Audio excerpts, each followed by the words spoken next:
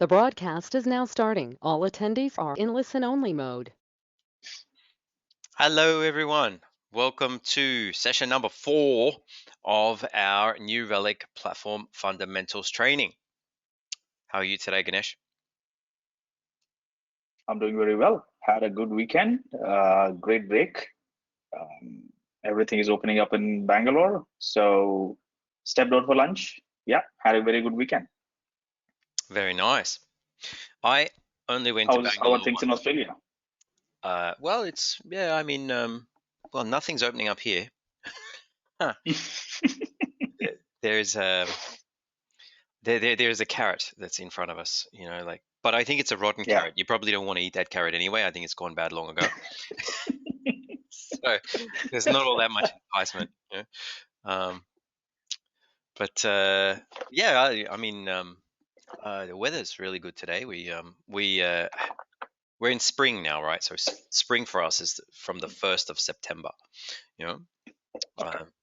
so yeah, and we're feeling it a little bit. It's less cold, and yeah, there's a bit of a there was a nice breeze over the weekend, and the weather was pretty good. Rained a little bit.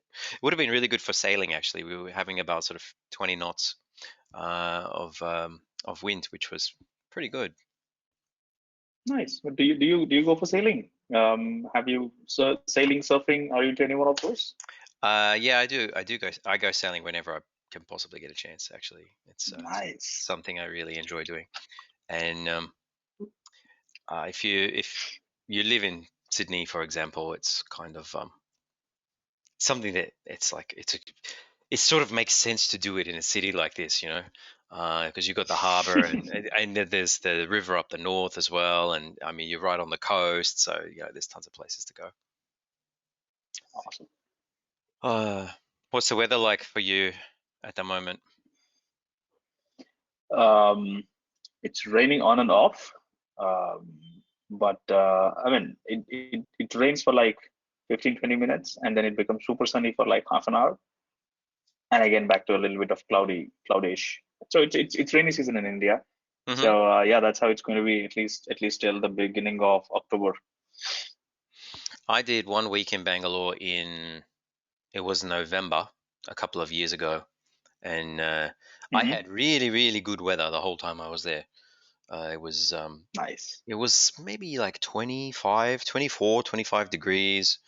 It wasn't humid or anything. It was just, yeah, I remember the weather. It was really good. Awesome. You're here during the good times. Definitely. All right. Do you know what we're talking about today? What we're covering? I am thinking that we are going to cover. Today we are going to cover NRQL, maybe NRQL and Yes. dashboards. Yes. Yes. That is what we're doing. Look, I can Fantastic. look at that. I share out my screen, and that's right where we are. Wonderful. Uh, Guys, how are we? Is We this haven't heard is, from anybody is, yet. is this the calendar? Is this the agenda that you were using when you actually did in-person training? Yes, it was. Yeah. Yeah, that's the reason I can see day 2 a.m. and day 2 p.m. Correct. Yeah, this is basically a 3-day training, and Yeah, you do the morning session, you go to lunch, you come back, you do the afternoon, and that's one day. Um, so yeah, 3 days, and so now because I mean we could do it as 3 sessions, right? But it'll be 3 full days.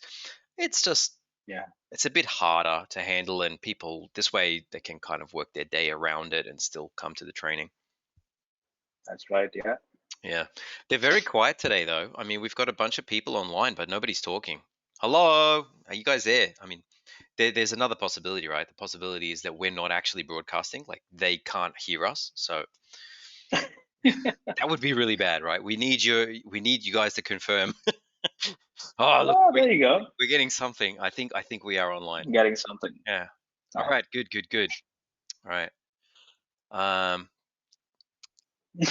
Yes, I'm sure there will be a time when we all have COVID. Yeah, eventually it will happen. In some ways, that would be so good. It would be like, the world where everybody has COVID theoretically should be exactly the same as the world where nobody had it. Yeah, A yeah, good way of looking at it. yeah, true. All right, let's have a look at what we got here. So, dashboarding and NRQL alerting. There's a few things we want to talk about. We're going to go into the syntax and formulating queries that are useful, things that maybe will make sense for us to look at. Want to definitely show you guys the Data Explorer. That's a great place for you guys to jump in when you don't know what it is that you want to look for. Okay, Data Explorer is great at just showing you, what data looks like in a specific event type, for example. Now, yeah, okay. So the let's talk. Let's just talk. Start with the data, right? Let's talk a little bit about what information we get. All right. So all the event data that we collect from all these different agents. We've been talking about agents now for 3 sessions. This is now session 4. So you guys should know that we have 8 different language agents. We have infrastructure agents for Windows, for Linux, or different flavors of Linux. We have browser agents, we have mobile agents, and all of these guys collect data on a regular basis, and they funnel it all into our database, right? Which is NRDB, New Relic database. And depending on the agent type, they're going to send and the data as well. They're going to send into different what we call event types.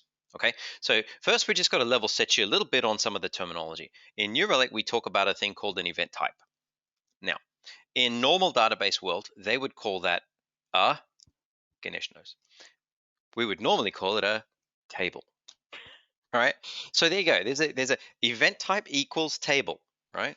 Now it doesn't really equal a table because it's NRDB, right? So we don't have tables in NRDB. We have event types, right?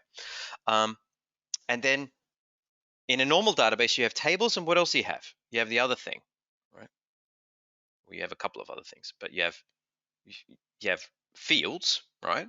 Sometimes people call them columns because your fields appear in columns, but they're really fields, right? Well, we don't really have fields, although they are fields. We have attributes, okay? So event types, attributes. That's our terminology for it. Now, I like to describe them kind of like in a normal database, you will have tables and fields, right? And you need to predefine tables and fields, right? Well, one of the cool things about New Relic and NRDB is that you don't actually need to predefine anything, right? So if it was a table and if it was a field, you would have to create the field, and you would then be able to store data in that particular field in that table. Here, we just create a new event type by labeling some data that's going to be sent into New Relic as a particular event type. And we create new fields just by labeling something that we want to collect as a particular attribute.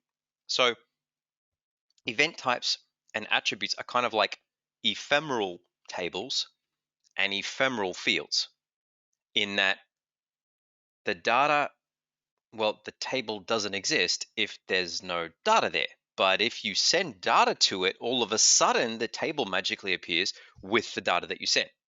Same deal with the fields, right?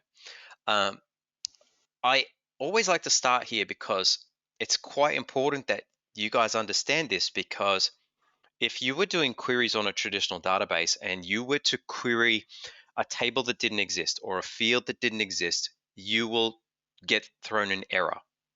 Okay, it's going to come back to you and say, what are you talking about? That thing doesn't exist. I can't give you data on a thing that doesn't exist.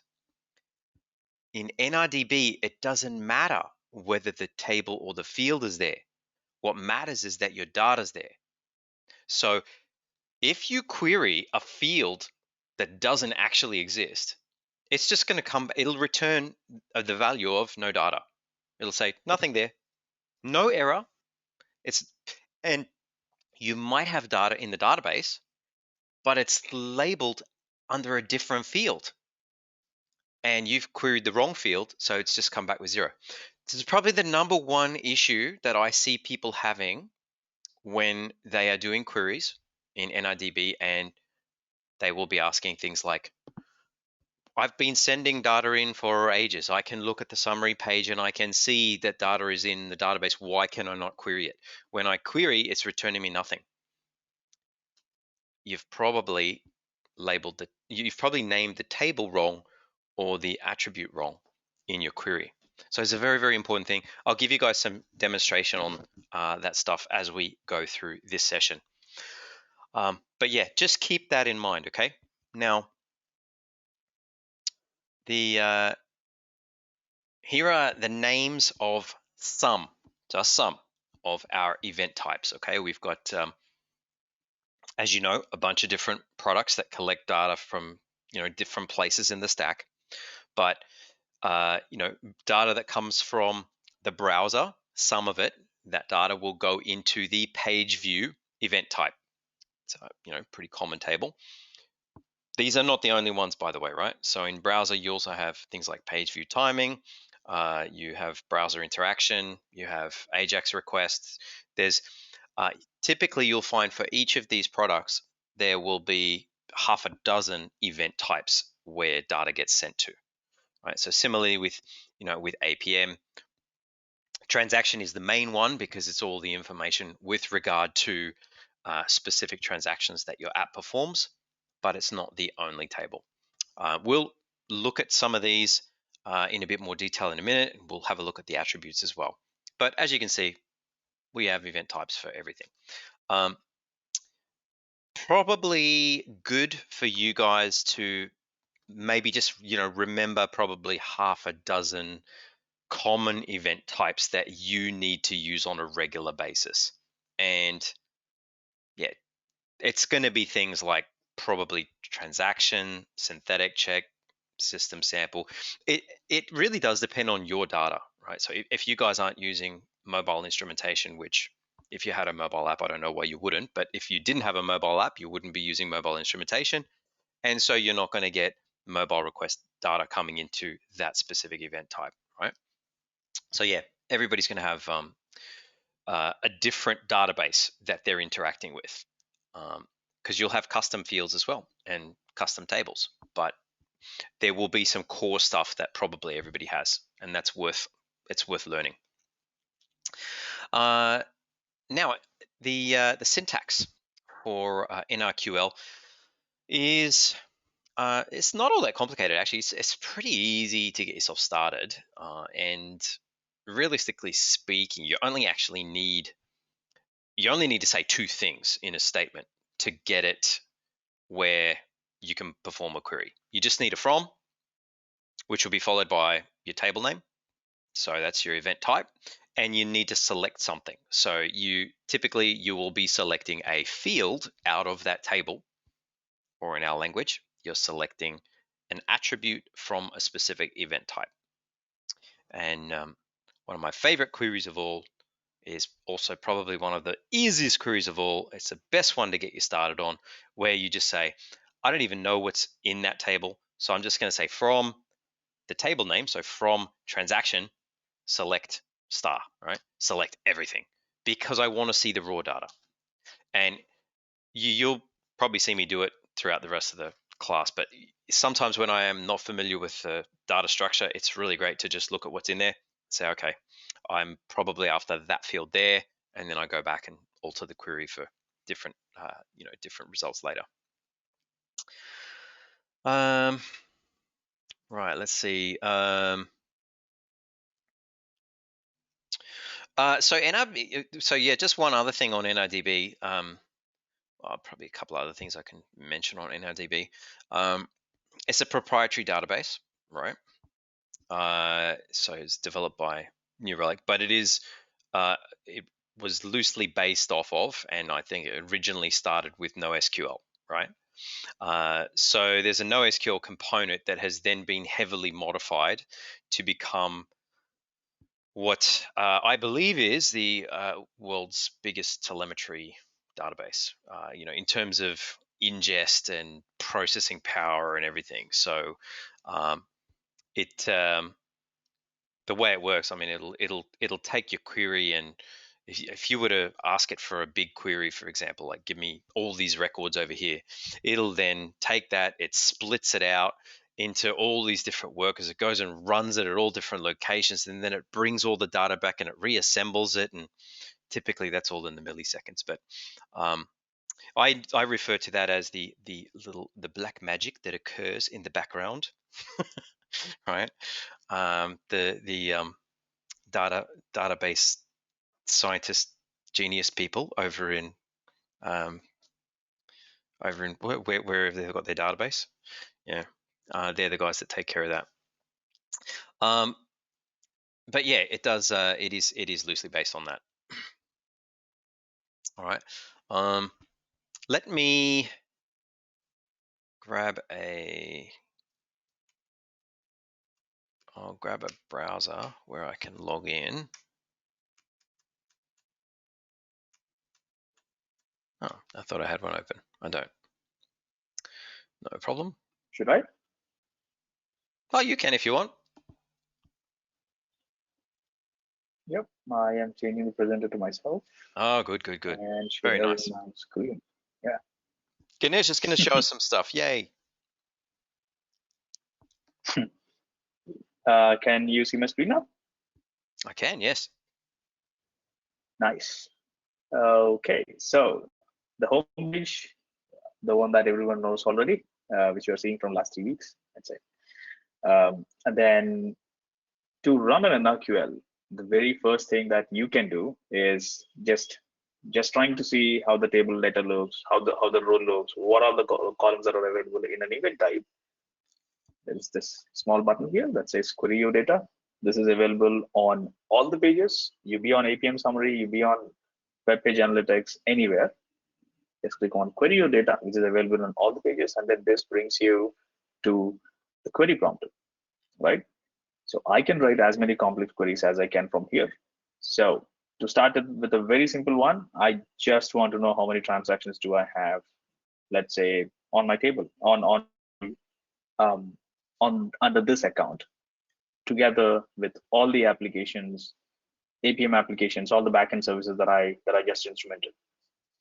All I do, select start from, and the beauty of this one is when I start writing something, this one gives me the prompts, the autofill shows me the options that I can use at this point of time. So this helps me identify where should I start. So now I'm just going to do a select. So I go to select and then I say tab, that fills this up. I have options to use all of these aggregations, any one of these, like how Dan just explained. I can use be it an aggregation or be it a function. I can use a float function. I can say select domain. So basically this one is showing me all the fields and all the functions that are available. So I'm just going to do select star, which is the easiest one to start with. Then I say space. So I'm done with select. So now if you see, it doesn't show me select again. It shows me only from. I select from tab, and now whatever table that I want to pick up. So for example, like I said, the browser interaction, or let's start with the easiest one. Let's go to the transaction one, right? I type T, then I have the autofill giving me all the options available. Select transaction, that's it. And when I say space, it's going to give me further more options that I can use to how do I want to visualize this data? Do I have to compare with something else? Do I have to apply some facets, or do I want to put them on a time series graph? Or if I want to write a condition, just like how I write in MySQL, or for that matter, any SQL query. Right now, I'm not interested in any one of this. I'm just going here and clicking on run, and then that shows me all the rows in my transaction event type, and this one has a bunch of data here. Right, this one shows me the app name. So basically, this one is going to show you the complete table structure and the data that's available under transaction event type. There is a limit to this one. I think it's by default when you show this one, I think it is like 100 rows. But if you want to extend it to longer, you can say limit 200. Now it's going to fetch me 200 rows of data, right? Now, going back, I just ran this one, and then I have the list of all the transactions here, all this data, right? Now I am interested to know how many of the overall count is. Right now, this one is showing me the first 100 results. This is just like the limit that you set on your MySQL workbench, if I have to take that example. Now, if I want to do this, count of star, very similar to SQL. People who are already used to this, it's pretty easy for them. Then I say this, and I can see there are 314K transactions in the given timeline. Again, I have not given any timeline. The default timeline that is picked up is 60 minutes, as you can see right there. But if you want to see only for last 5 minutes, you can say since 5 minutes ago. This is not very similar to MySQL, then not very similar to SQL query, but then this is more of a readable format of it, which is supported by NRDB. There you go. And last 5 minutes, I have 25.3K transactions. Now, if I want to see in last 5 minutes, okay, I know there are 25.3K transactions. Now I want to split them and then see how many transactions do I have per application. All I have to do is, if you guys remember, in MySQL, you have something called as group by. Here the equivalent of group by is facet. Facet, and then again, it gives me all the possible column names or field names that I can use to facet this data. Currently for this, I'm considering app name here, and then I would say run. So I get the data split across all of the applications. Go ahead, Dan. Yeah, I was just going to point out a couple of things. So the select star from table in terms of limit is a little bit special compared to all the other queries in that, as you mentioned, I think it returns 100 rows.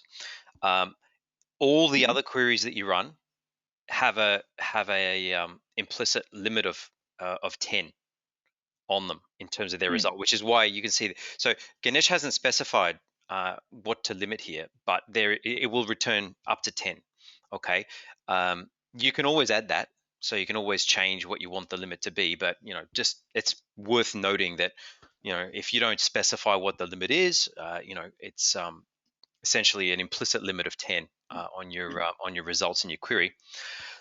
And then so the other thing with facet, so facet is it's a very, very important thing that we can do in our queries. And Ganesh explained it right in that it's essentially saying group by. In that, as you can see, we're grouping, in this case, the transactions by web portal. We're grouping them by the proxy east application and by the order status application.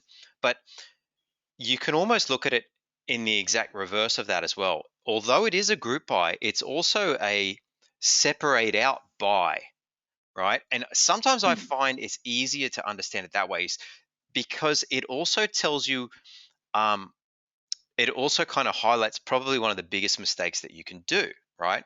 I think Ganesh probably knows what I'm going to ask him to do right now, but the only way this query has worked is because he aggregated his data somehow first, right? With a facet, you have to start with a single lump of data, and then you can break it up. So we say group by, but actually we're breaking up our data into smaller groups. You see? Now, I can give you an example of this. Can you just adjust the select there? And just put a star, right? I mean, it should work, right? We're saying select everything, right? And break it up by group by our app name. And if you run this is one of the few errors that you'll get. It's one of the most common errors that you'll get. We see people getting this error all the time. We can't do this because, you see, we've asked for discrete events. We've asked when we write the query, we say, please return me the individual discrete events from the transaction table and now break them up. So we can't break them up. They're already broken up into their smallest component. They're individualized events.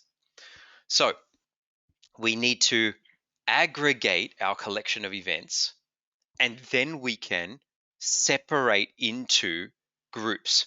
So although we tend to say group by, I say separate into groups, because there is a separation of data that has to occur for the smaller groups to exist. This will help you to understand why it is that you're probably trying to do facet on things and it's not working. Now, Ganesh showed you a count. It's not limited to count, right? It's anything that you use as a means of aggregating your data. So he could, for example, find the average time, right? That it takes for a transaction to run. The point is he's applying an aggregate function. So give me the average value of all of the data points in this field, right? Now break that up by application, right? So now what he's going to find when he runs that is we now can see how fast each application is performing average transactions, right? In the same way, if he was to type select duration from transaction, it would fail because he's asking for discrete durations, not the aggregate value, which you are then capable of breaking up. You see? So I find this is a really, really important point. If you're attempting to facet, you would need to apply a function to your select. So it can be give me the max value, it can be give me the average, give me the count, give me the sum, give me the median, give me the percentage, give me the percentile. I mean, there's a lot, right? Do something to my data so that we can meaningfully split it out into these groups that I'm asking for. If you're asking for raw, you can never break it up.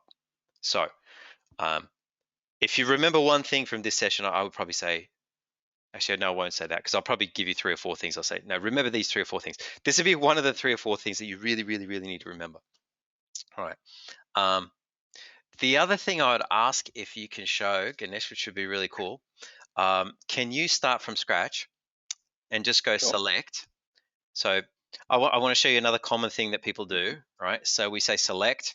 Now, notice, guys, that it's showing what he's allowed to choose, right? So you can choose attributes. Attributes are fields, as we know.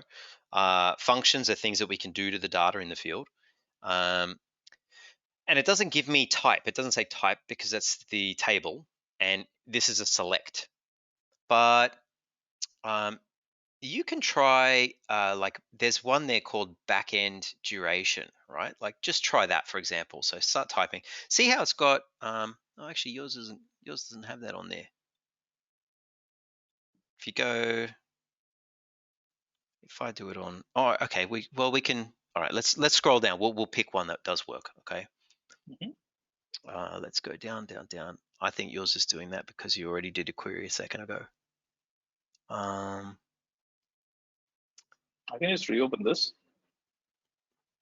Try it.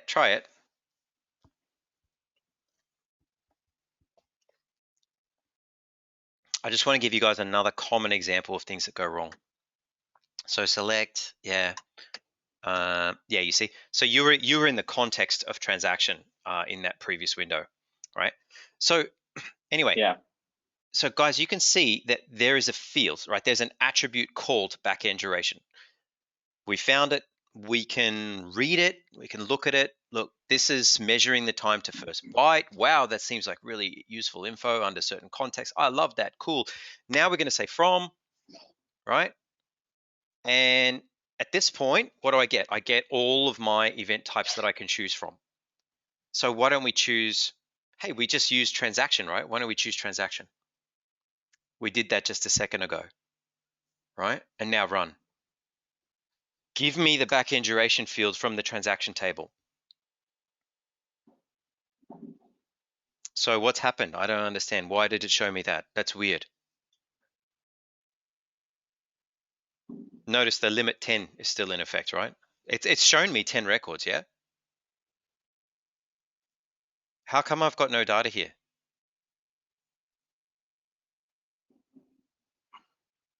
Yep, exactly.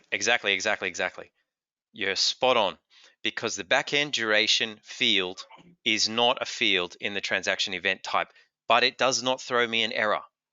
Remember, it's ephemeral. If I was to send data to the transaction table as a custom attribute, all of a sudden data would appear there. So it's handy to know what you're really looking at. You've got the 10 latest records that hit the transaction table, and it's showing you the backend duration field only from those 10 records. It's not its fault that there's no data in that field, and that in fact you've effectively just created the field for the purpose of the query, and it'll disappear again after. So it is showing you the last 10 records with just that field worth of data. It's not an error. It all worked. So this highlights typically why I would suggest to you guys to not do the syntax in this way until you're very familiar with NRQL. Always start with from, because if you start with from and he was to type transaction, right, and this is why it didn't work before, because we were in the context of the transaction table. Now when you say select, the only attributes that appear are in the context of the transaction table. So when you go from a table, select a field, you can't pick a field that's not in that table. It won't let you do it. I mean, it will. You can always type it, but the things that it prompts you for will actually be there because you've shifted context. So yeah, he can still type that and he'll get exactly the same result. But that's the point. He has to type it out. So this is a great way of not having to remember necessarily what the attribute name is. You know, so long as you know what the table name is, you can then the system will then prompt you for fields that you can apply at that point as well. Now, I think it leads us into another point that I wanted to highlight with you guys. Ganesh, do I need to worry about my case when writing queries? Your case when writing queries, Yeah. the letter case, the alphabet, the field name that you write. Yeah. Yeah, you really need to. Are you sure I need to really worry about my case? So I've seen people doing things with lowercase. So if I say select transaction, sorry, from transaction select duration, I have these numbers. Where you got numbers, yeah. But let me say I give this, and that's what happens. So it seems to affect it, right? So guys, if you want to know, I mean, look, you know, you can type select uppercase, lowercase, camel case, no problem at all. Same thing with from. Look, there's a really, really, really easy way to remember it, okay? This is how you remember it. If it's the name of a thing, it's case sensitive. That's it. Just like your names, right? You put, you know, your names are case sensitive, right? We typically start them with one capital letter. The event type, what's the name of the event type? Case sensitive. What's the name of the attribute? Case sensitive. Everything else doesn't matter. Not at all. From, select, where, average, percentile, percentage, any function, any clause, none of it. But, and this is so important for, like, especially if you're sending custom telemetry into New Relic, you get to name the fields, right? So you name the field something, and you put a capital letter in the middle, for example, like a page view, right? The page view table has, I think it's capital P, capital V. But I mean, geez, if you leave out the V, you'll get no data.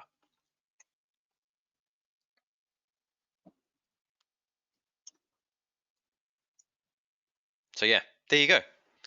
Nothing's case sensitive. I'm just trying to do different cases here, and then see if I'm getting the data or not. Yeah. No, so the only things that's case sensitive is the name of the event type and the name of the attribute. Very, very, very important, because again, I find that's one of the main reasons why NRDB returns no data when you run a query. You've probably picked a field from a different table, or you've typed the field name wrong, as in you got the case wrong. Lowercase transaction will always yield you no results, no surprises there. So yeah, these are really common problems that I see people coming across all the time.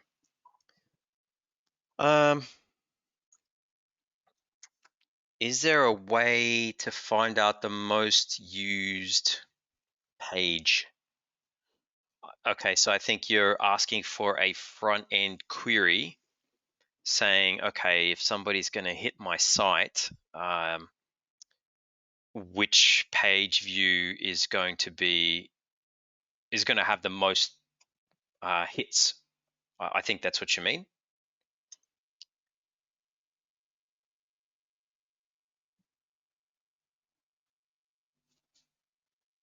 And yeah, there are actually there is a number of different ways to do that. Yep. So Ganesh has got one for us right now. He's looking through the browser interaction event type, and you see there you've got you got like target URL. So he could say, yeah, that looks like a good one. Yeah, so he's going to count them all up and then break the data out by the target URL, and so then you'll see the top 10 URLs that were navigated to. So there you go.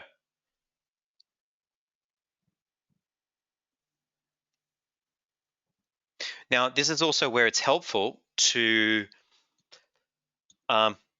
so we can start with a base query where we might say something like from browser interaction, select everything, just so we can see the whole thing like Ganesh just showed.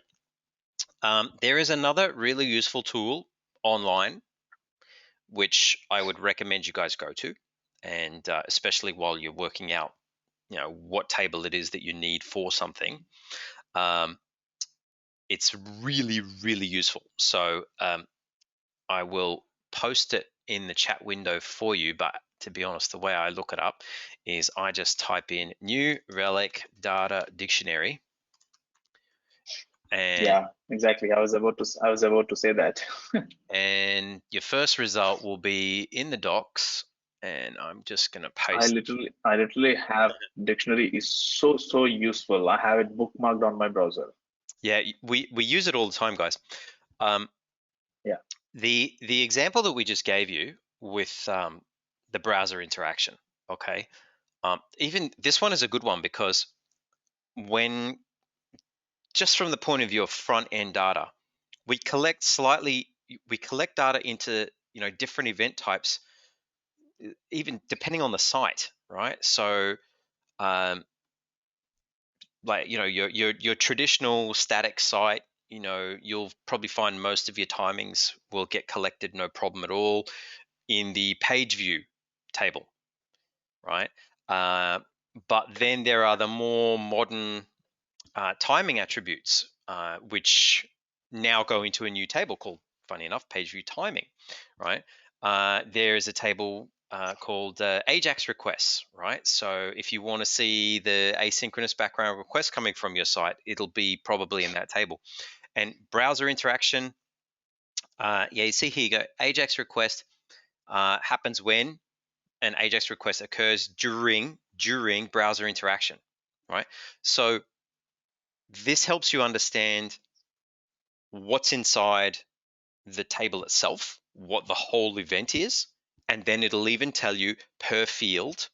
And the other thing I find super useful is it tells you the measurement, right, Yep. of the attribute. So you guys saw a second ago, we did the average duration on transaction, and we saw 10 apps. And Yeah. I was able to tell you, yeah, that's measured in seconds. Well, I know that because I know the transaction table's duration is in seconds. Just because duration is measured in seconds on transaction does not mean, here's a secret, it does not mean duration is measured in seconds for every single table that has a duration field. Ooh. That's where I find the data dictionary can be very, very helpful as well, in that it'll say, oh, this collects data, but it might be measured in milliseconds, you know? So yeah. And another best part here is that on the dictionary, if I want something, I want to query something, but I do not have any idea about what table it is going, so or what event date type it's going to be or anything. All I have to do is just go and type the attribute name here in search, and it would get some results, right? All I have to do is I just go type like database and then press enter, and then this gives me all possible information. Then it shows me all the event types that have the similar data, and I just have to scroll through, and then super useful. Yeah, definitely. And understand, guys, that the field name, right, the attribute can exist in multiple different tables, and it'll be different data sets, right? So yeah, you've got database duration in transaction here. That will be data collected from your APM agents. But then you've got the same field name, database duration, but it's in the AWS Lambda invocation error table. So, okay, how long did the database take in this particular, Lambda transaction versus how long did it take in your APM instrumented transaction? Same field name, but data going to different table, obviously meaning that it has a different, it has a different meaning.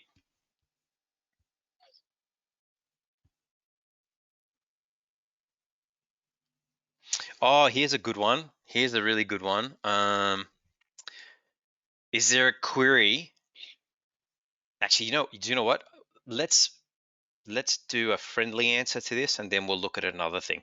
So the question is there a query to list out all the tables or event types, that we have access to, right?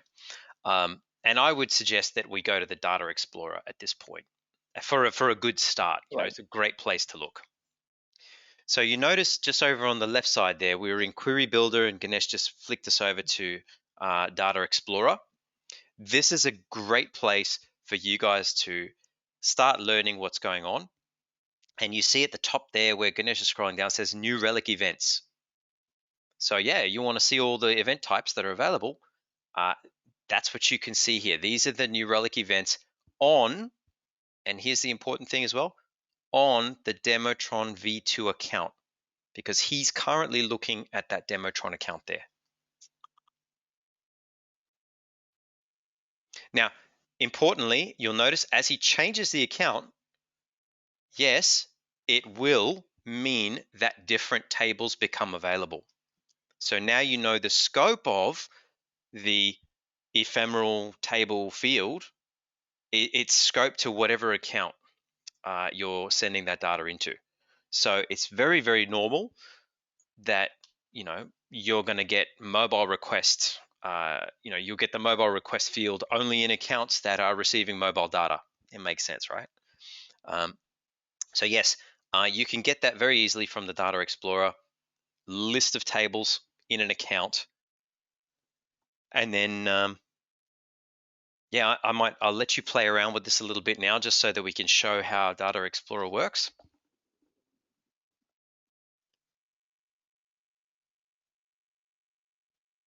So I am just going to give it a shot and then see the same average transaction duration that I tried to get. Let me see if I can get the same thing here for a transaction table. So I'm selecting my event type as, say, transaction. And then this is already giving me by default the count of all the transactions that are available in this account. And it is already giving me either I can see the raw data, which is like this, see this in a time series graph or an area graph, right? So by default gives me something like this. And now I don't want a count, I want an average. So what do? I click on this. Just 1 second. Oops, sorry. Go to the transaction, and then I say, don't show me the count of this one. I don't want this. So I close this, and then I say, I want my duration, but I really want the maximum duration of my transaction. So I have this drop down right next to every single attribute and every single field name that's already available. Makes it very handy for you to pick up what you really want. You really don't have to write a query for this. It's completely UI based, right?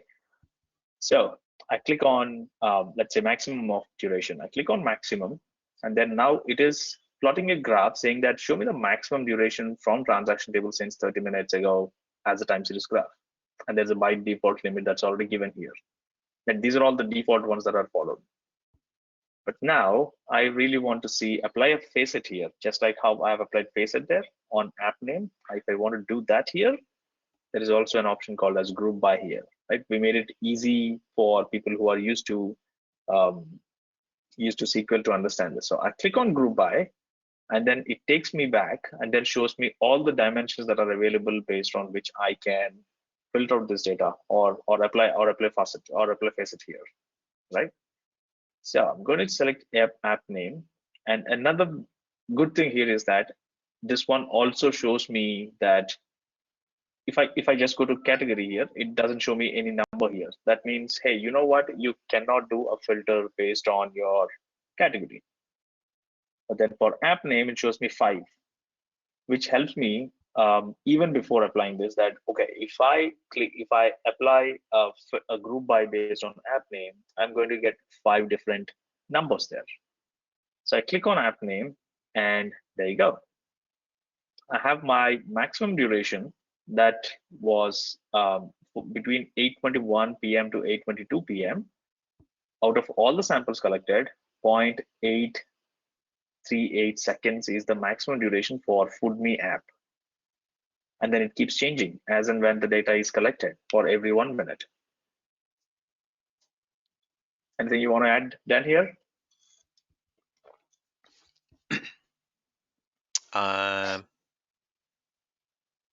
No, I like what you've done so far. The only other thing I'd probably add is that, yeah, when you're choosing your attribute, right? So when you're plotting and you get to apply a function, just be aware, guys, not all the functions are available, okay? So the common ones are definitely available, but just want to highlight, like, you can't do everything from the Data Explorer. Especially when you get into the more complex realm of things, you will need to use the query builder for that. But as a space to become familiar with how to query, I mean, there's a good reason why we put the query there that gets generated, right? So if you're a bit unfamiliar with the syntax, you can make queries here and then take that query into the query builder and make modifications to it. That might be an easier way to start if you're having a bit of trouble. So yeah, this is not meant to be a full replacement for the query CLI, but it does replace all your simple queries quite easily, right? Yeah.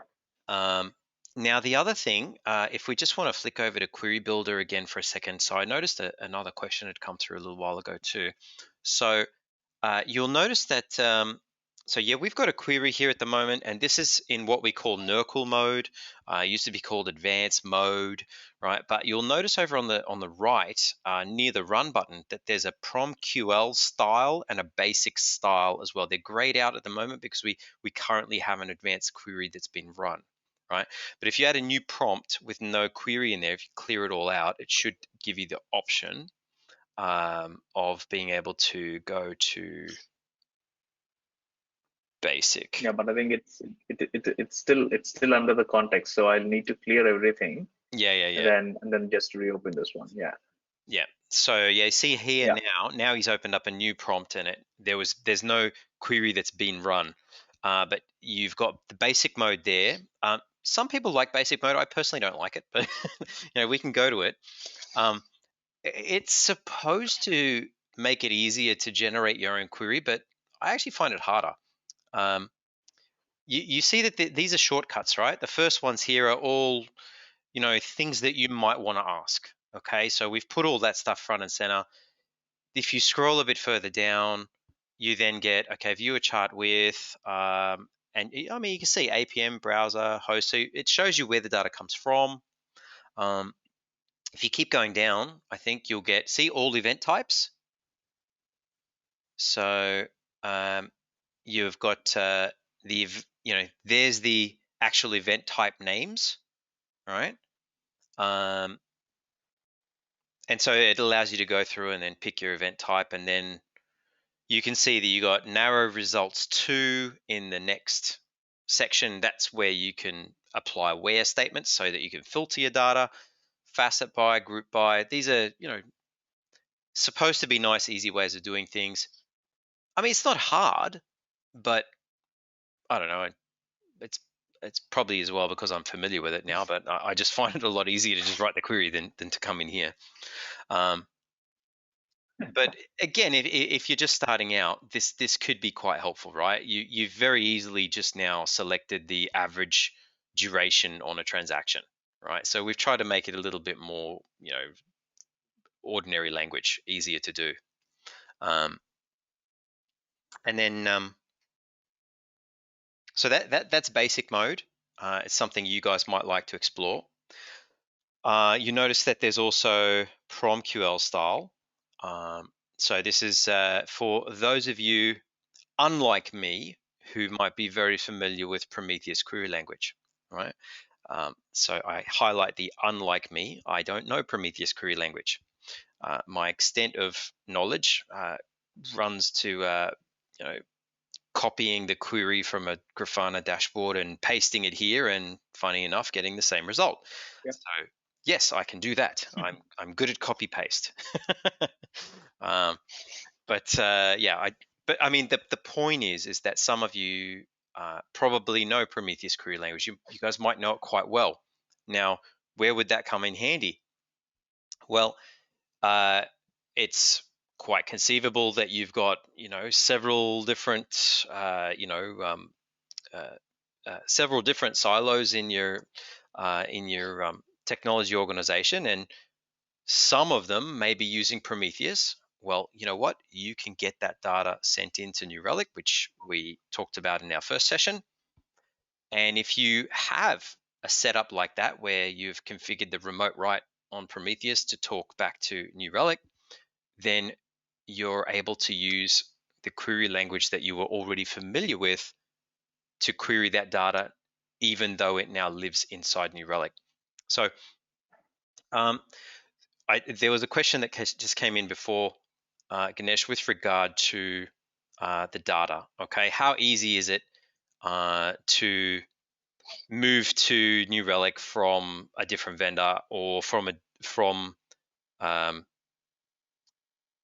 or go from New Relic to another vendor? Now, the second question I can't answer because obviously I would think it's going to be different per vendor. I would assume some vendors might be easier than others. So going out of New Relic, I've got no idea. Right? Coming into New Relic, I know that we try to make things as easy as possible. And as we said in our very first session, it is an open telemetry database. And in terms of ingesting data, it is really as simple as having an insert key, right? You just the permission to write to the insert API, and bang, you're there, right? You've got data automatically coming into into New Relic, right? So Yeah, I would argue that it is quite easy actually to get data in. Now, probably we can just briefly revisit the discussion we had on the very first day where, remember, this is telemetry data. Okay, so it's, if you're wanting to move telemetry data from one vendor to another, it's very unlikely you're going to want to pick up 6 years of records and migrate across. That's not typically what you do with telemetry data. I think and correct me if I'm wrong with this, Ganesh, but I would think your standard telemetry migration is quite a bit different to your normal data migration, in that what actually happens is, rather than moving the data from vendor A to vendor B, typically what happens is you want to go from vendor A to vendor B, so you spin up vendor B, you start getting telemetry appearing in vendor B while you have vendor A data coming in. Eventually, you get vendor B configured the way you want, and you just drop vendor A rather than transferring that is everything correct. all the way across. You see, so it's not a migration. That is correct. Yeah.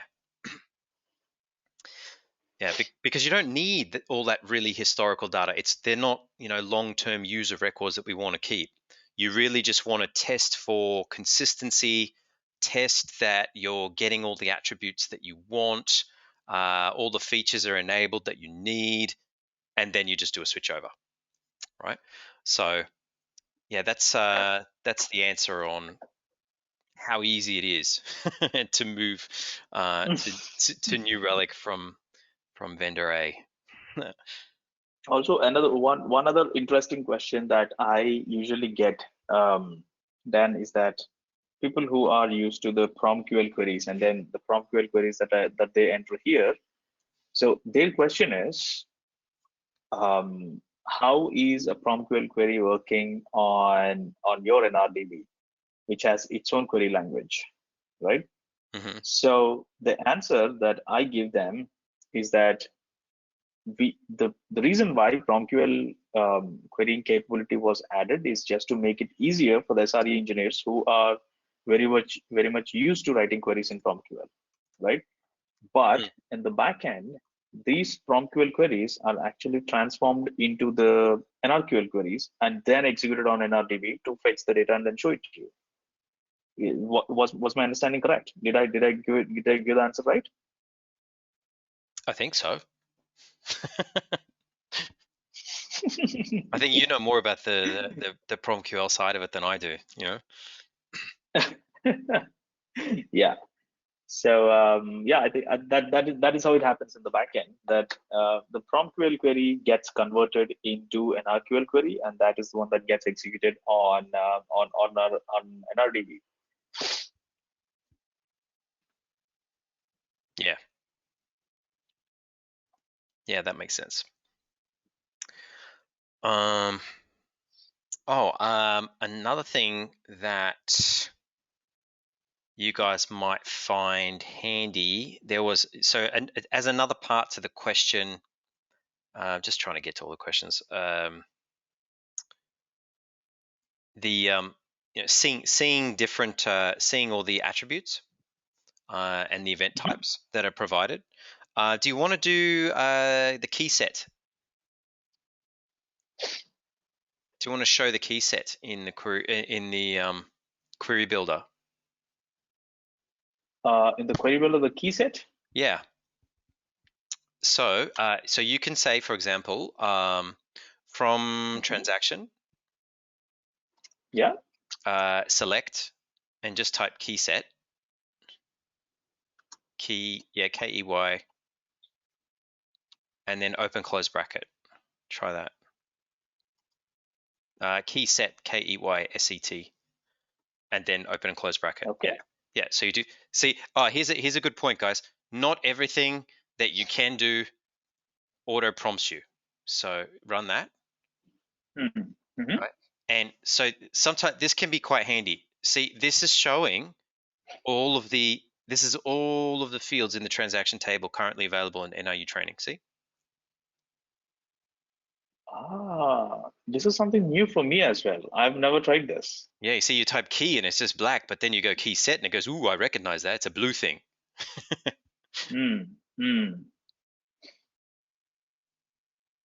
This is nice. So this one is going to show me all the attributes, and basically this one is going to split them based on the data type that they hold. Yeah. So yeah, you see, you've got all. So there's a section there for all. See, it's got every single one, all keys. But then it's got Boolean keys, numeric keys. So yeah, you see the type of data that it's expecting, and then the list of all of them underneath. Very nice, very nice. This is something new for me as well. Yeah. Yeah, that's the way that you can run a query where you can ask the table for all of its attributes. Oh, this is nice. Yeah, so that's a good one.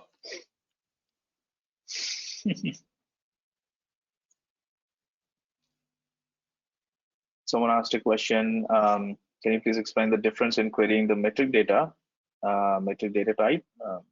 Difference between dimensional metrics and time-slice data. Yeah, do you want to show that? Yeah. So the metric data is basically an aggregation, right? Based on based on a time window. So there are multiple ways to deal with this data. So these are basically two different types. So metric data is the one that's collected for a specific time duration and then placed under metric event type or metric data type, right? But I can use the raw data that I'm also getting in transaction table and then plot a time series graph. Or I can go ahead and then use metric data type and still use that. I can use either one of this. But when it comes to the difference, the transaction table, the metric data, because it's an aggregation, the data that comes from the agents is handled in a different way. And the data that is collected, it's basically collected at the agent level and then sent to New Relic data table. So it has all the aggregations. But here in transaction, you're trying to get all the raw data that the agent is sending you and trying to do the aggregation on top of it, right? So these are two different types here. So I can just say from this one and say average of duration and say time series, average of duration, and then I can say, yeah, time series, 1 minute since 1 hour ago. Right, okay, I have to change this one to a line graph here. There you go, I have this data here. Right, but whereas I can run a similar query from metric data type and then say select, oops, sorry, can just say select and then say duration. But when I say duration, this one is going to ask me what duration do I want. I can go and say AWS service APM service transaction duration, and then I say maybe time series. I can just say time series here, right? And if you see this one says time series is not supported on event. Time series on event records are not supported, right? So let me just go to average as well. It's a common mistake that Dan pointed out some time back, which I just repeated. That's why I said, guys, it's just going to happen to you all the time. It happens to us all the time too. And then I would say since 1 hour ago, and now what happened? I can't run this. No application was matched. Did you specify an app ID? So Dan, can you say why exactly did we see this? I mean, I know what I should be doing here, but a little bit of explanation from you.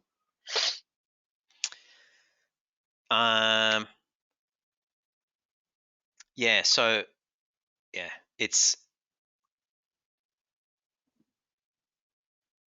yeah, so you've got an aggregate value there. But yeah, it's, I mean, but if you, so you've just put the facet in just now, haven't you? I did put a facet here. So Okay, I'm not supposed to use a facet here. I'm supposed to use a where here. Yep. I can't use a facet, but I should say food me, and there you go. Yep. Because metric data is collected separately for an application because it comes from the backend data, and I am not supposed to mix and match or combine the data that belongs to different backend apps and say, hey, show me an aggregation. No, that's not how the metric data works. Metric data works in a way wherein the data is collected at an agent level, and that is or at a host level, and it is very specific. I'm sure people who must have already worked on statsd would very well know this.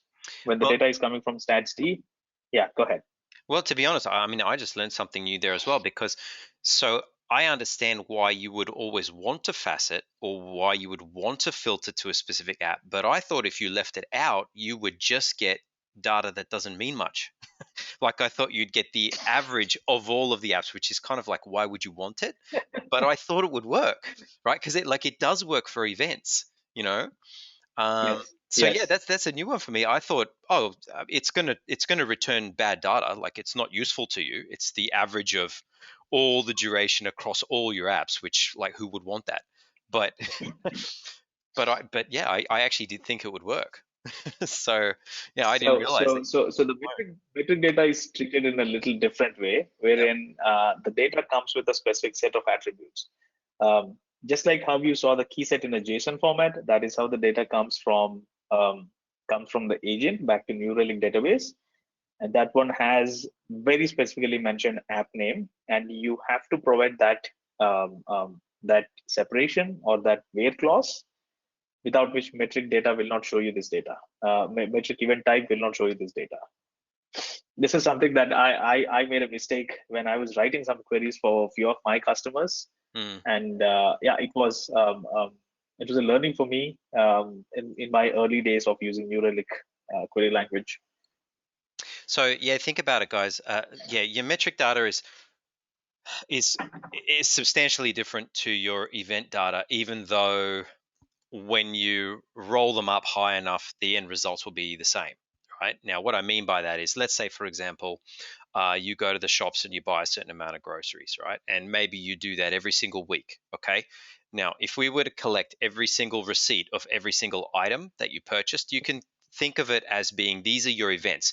I have the raw data. I have every single little piece of information that I could possibly want. You know, I know how much I paid for cheese on that day, and I know that it was 30% off. You know, I can find everything, right? But if I start rolling that up enough, it becomes just the same as the metric data, right? Eventually, I'll lose all that fidelity, and I'll understand that, oh, yes, on average, Dan goes to the shops one time per week and spends on average $42.33, you know, and that's then the metric, and you can't, because it's over time, right? So you spend this much over this period of time. Now you can't break that back down into events, right? It's a one-way thing. You can start with events and get metrics from them, but if you're starting with metrics, well, you've got metrics, right? We'll learn. We know the averages, and you might want to just briefly show that in the Data Explorer, guys, you can see metrics there as well. So it's not just, I mean, typically we query the events because that's the raw, highest fidelity data we have. But sometimes this can be handy as well. You notice that there are a lot of metrics available to us here, and it gives us a pretty good idea. Like these came from AWS, there were ones from APM, and you can kind of look at the metric and say, okay, what is it? And it's usually going to be something that would have been recorded as an event that has been auto aggregated for you and changed into a value over a time period. Yep. And I'm not sure if it would be a little interesting to talk about anything else before we give them a few exercise. Dan, Yeah, there will be a few. do we have an exercise? Yes. Yeah, go ahead. I think we should go for that before talking about the other one. I just want to talk about and then mention about Extrapolate, but we'll talk about that right after the exercise. Ah, okay. Alrighty, I will hold you to that then, if you want to talk about Extrapolate. Yeah. Okay. Hang on a second.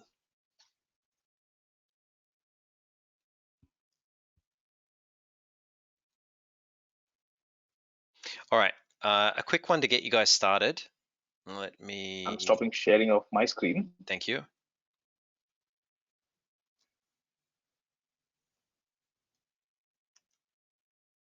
And I will share mine out now.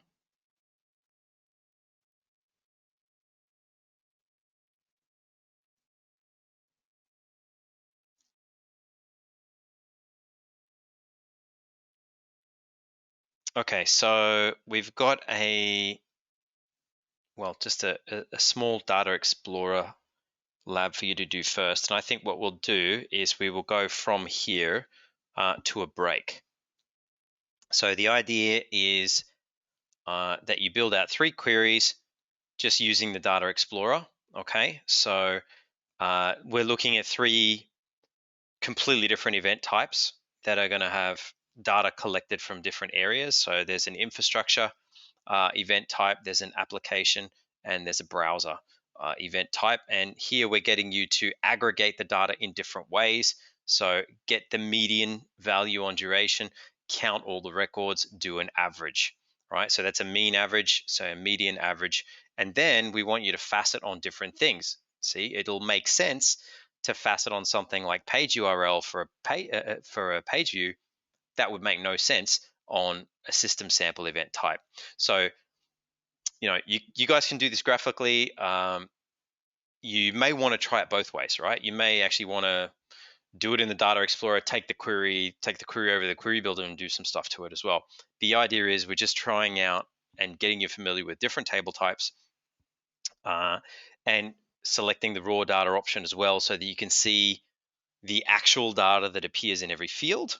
And yeah, I forgot where I had that there as well. So yeah, also take a bit of a look at the data dictionary. I think it's probably only going to take you, I'm thinking maybe 10 minutes or so on this. And we should probably go for, I think, a 10-minute break afterwards as well. So how about 20 minutes? And we'll come back and talk to you about extrapolation. All right. So I'll leave this up on the screen. Get through that lab, and I'm getting 2:15 at the moment. So for me, it'll be 2:35, 20 minutes from now. Okay. Talk to you guys soon.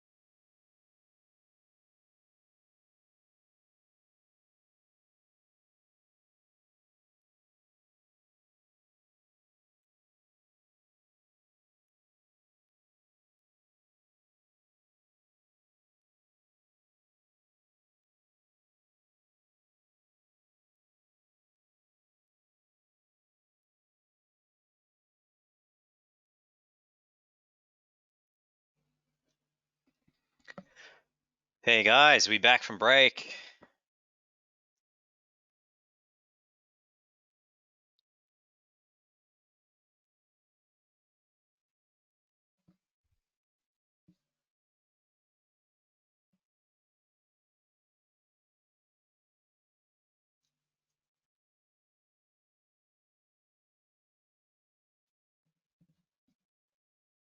All right.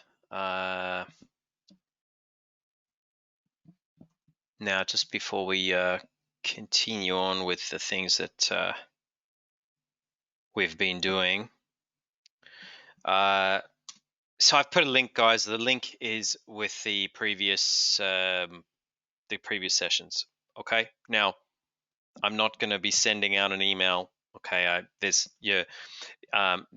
aren't canned webinars, okay, where you just register and get a recording as an automated thing. That's not what happens here. So they're live. They're with Ganesh and I, and I have to upload these myself and make them available. So I've got a link there, and I upload everything to that link. Okay, so yeah, I don't go through and email everybody saying, hey, here's the recording, but I'm giving you the link, right? So you guys can go in there and check. You will find that there are 3 files in there at the moment. Surprise, surprise, there are 3 sessions that have completed. So at some point between now and next week, I will upload this session from today. Okay. So yeah, for those of you that are asking, it's there, right? It's there in the chat window, and it doesn't change, by the way. I'm not giving you a different link each week. It's just that one link. I gave it to you in the first session. In the first session, it was empty. There were no files, but the link was still valid, okay? So if you need it, that's where it is. Now, there was a question a little ways back. It was a couple of we kind of slipped. I answered some, and then there was one. Ganesh, what do you think about this one? Right, we've got so there's a transaction starting with a message queue, and the response will be the maximum time, right? Because the application doesn't terminate. So it sounds like the front part is it's always going to, like in terms of duration, it'll always finish up maximum value. But how do we get sub transactions from the main transaction? Okay, so that's a thing that we can do. Or maybe look for a particular class or method, right? So I don't know. Do you want to tackle that one? Right. I mean, I've got actually before I'll Yeah. do this like This. Yeah. So sure. so I've got that So right. this Like question just seems as to a be start. very much. Yeah. So you were saying? Am I audible? Mm-hmm. I can hear you. Yeah. Yeah. So that for that question, my transaction name starts with an MQ and response would be max. How do I sum it up?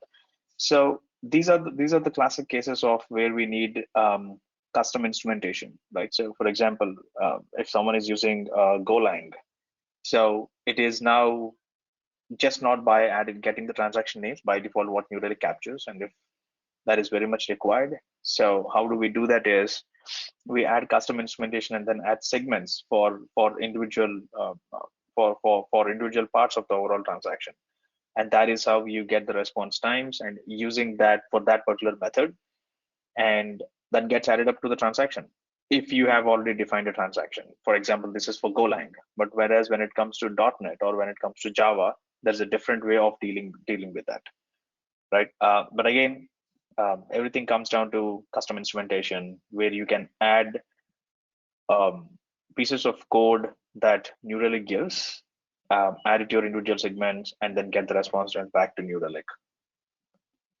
Yep. And on that, I think your first place to start is look at what data is automatically captured, right? So as an example, Yep. this is what I wanted to show you. So from our transaction table, just out of the box, right, we have the name, which relates to not the app, but the name of the transaction as it's reported, right? So this is the name of the transaction, and then we also have transaction subtype. And you see, this also shows you a couple of other things we haven't really talked about yet. Yes, I can multifacet, okay? So it's fine to do that. So you know, here we've got the you know, that's the name of my actual transaction, and then this is the subtype of it. But if I want to take this back a little bit, I say, okay, well, hang on, don't show me everything. Just well, you know, don't group it together. Just show me everything, right? I can come and I say, well, what is being collected in the transaction table already, and is it enough for me to be able to break the transaction out into the necessary segments that I need to see in order to get meaningful info. And yeah, I think this is I would say that this is the number one use case. Would you say, Ganesh, that the reason why we want to do custom instrumentation or gather additional attributes is specifically for, you know, use cases where you might have a transaction that does many different things, but it's always reporting in as the same thing, irrespective of what it's actually doing. And we need a way of differentiating. So yeah, I think I'll put the link for some custom instrumentation on that, because it's, as you would imagine, it's going to be different. The method to do custom instrumentation is going to be different per application language. They're not all the same, obviously. So I'll send that through in a sec. Let's see, where else are we at? I think we got most of the other ones. Can you make your own event types? Yes, you can, definitely.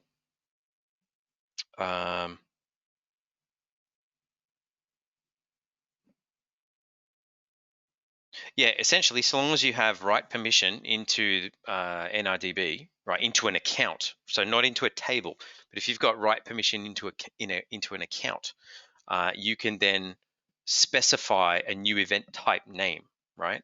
I mean, I can actually show you one that I've got here somewhere. Give me a minute.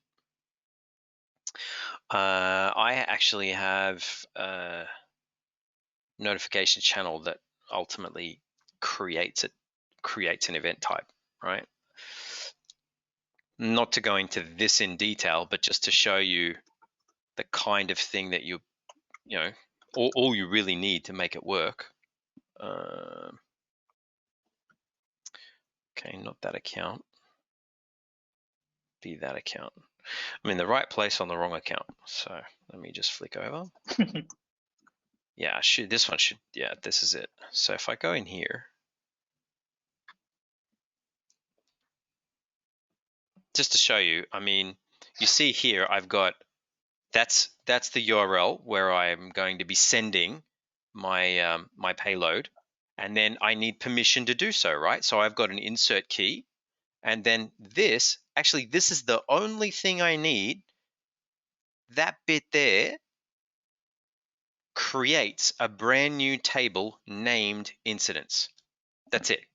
You know, I could call it Bugs Bunny and it would create a table called Bugs Bunny. It makes no difference. It would create a table, anything I name it. But if I put event type there, it'll generate a brand new event type, provided I have an appropriate insert key with permission on this account. So yeah, that's yeah, pretty easy to set that stuff up. So yes, you can definitely create your own event types. Transaction name. Okay, so yeah, there's one coming through. The transaction name and the request URI on the transaction event type are the same. That depends on the app, right? It'll kind of be different. Like different apps are coded differently, right? So the request URI, it'll match up a lot, but it doesn't it doesn't have to match up is my point, right? The name of the transaction as reported by the app could be completely different to the request URI that ultimately invokes that transaction. Yeah. I mean, it would make sense to me that they be named similar, so you know that when you hit that URI, you're actually generating that transaction. But there's nothing that really says you have to do that. It would just be a nice practice. Anything you want to add there, Ganesh?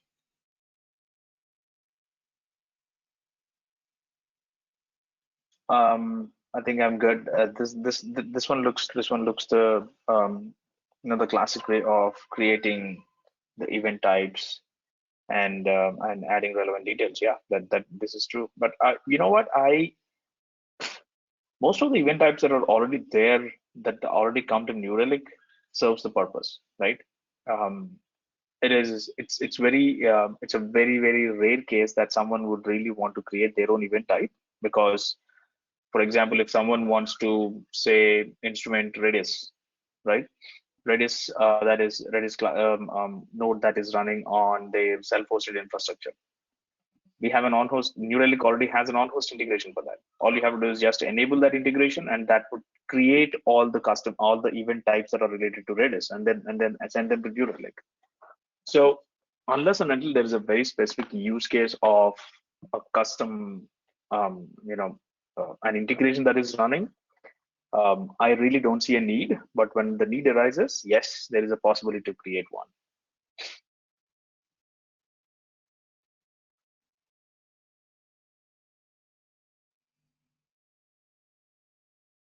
Okay, cool. Did you want to hit up Extrapolate?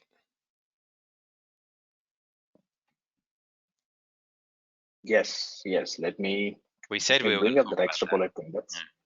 Yeah, it's a very interesting one, right? So so I am just going to share my screen and then talk about Extrapolate.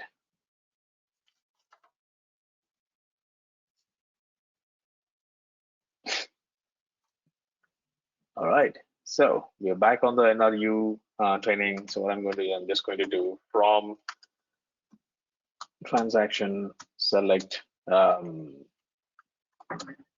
count star, and then I would say I just run this query, and then I get 313K, and then I say extrapolate, and I say run.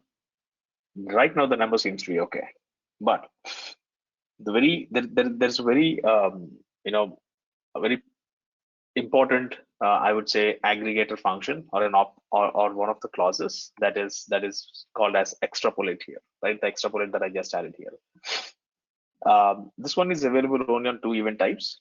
It's available on transaction and transaction error. These are the two event types, and if anything custom that you are adding, any custom event types that you're adding.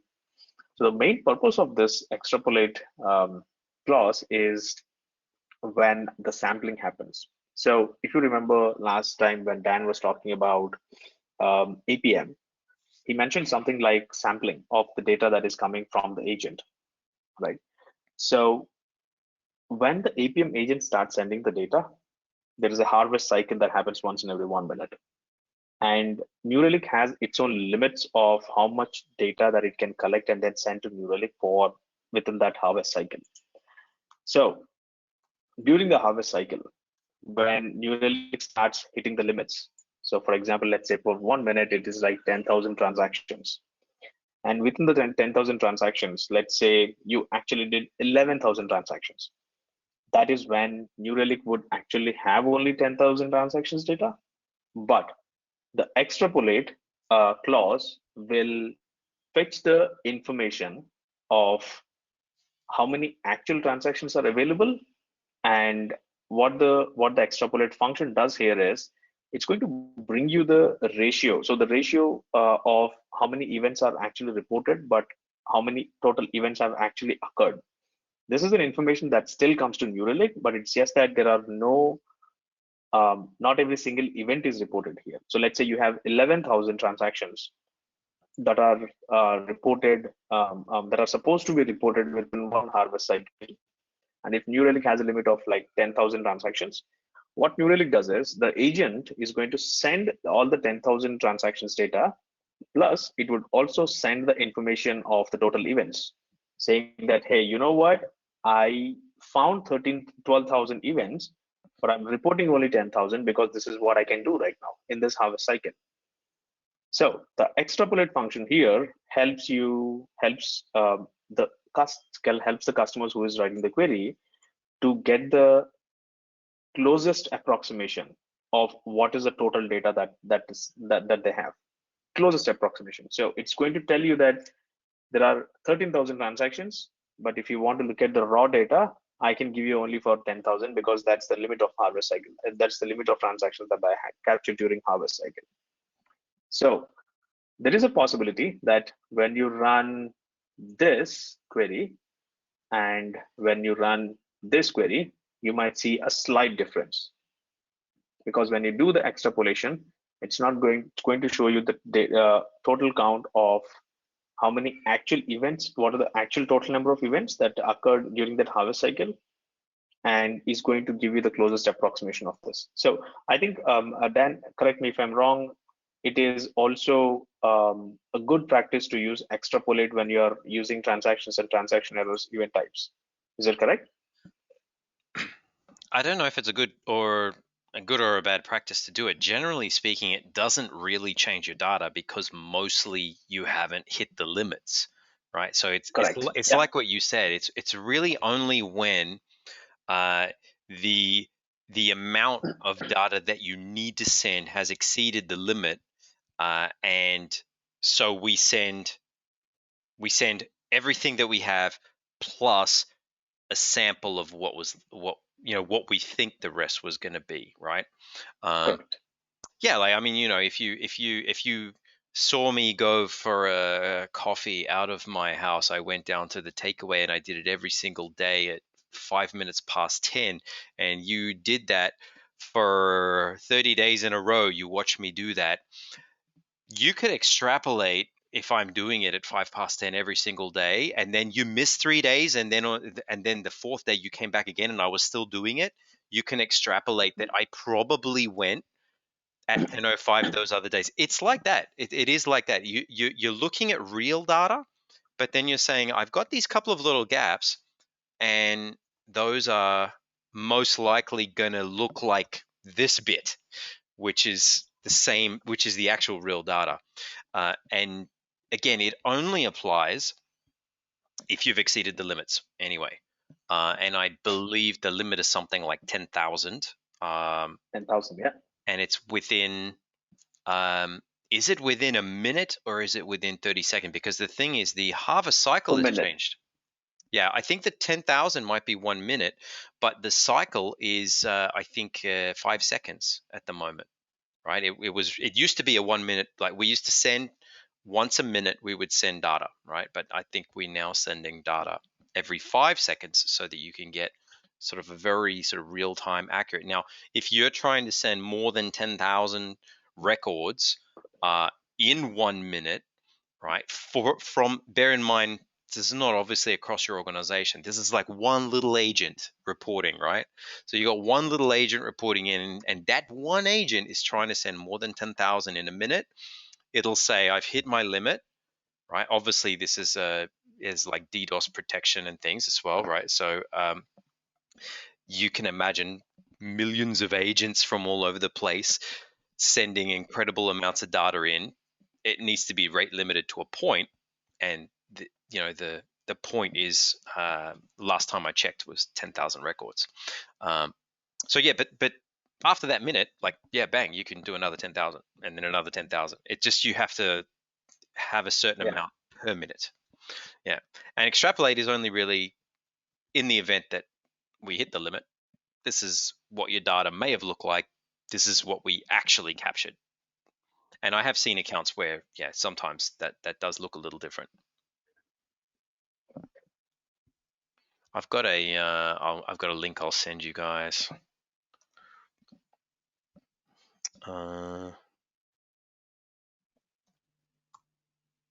It's also worth noting that not all agents are equal. Okay, So the application agents do things their way. Infra agents do things differently, right? You know, browser agent is completely different, right? So yeah, there are differences with all the different agents, and even there's differences even in between the languages in the application agents in how they send. So yeah, there's some, I think, pretty good background info on Extrapolate and what it can do. Tell you what, how about, because we also want to talk about a little bit on dashboarding, a little bit on charting as well. So you are looking at a billboard right now. That's just what it defaulted to. So you can see that, guys, on the right side, it says chart type is a billboard, right?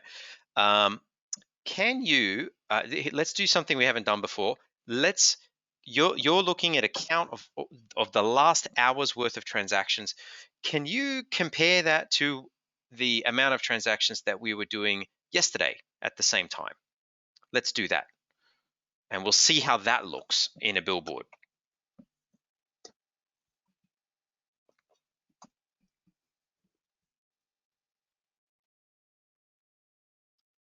Oh, don't tell me it's as simple as that.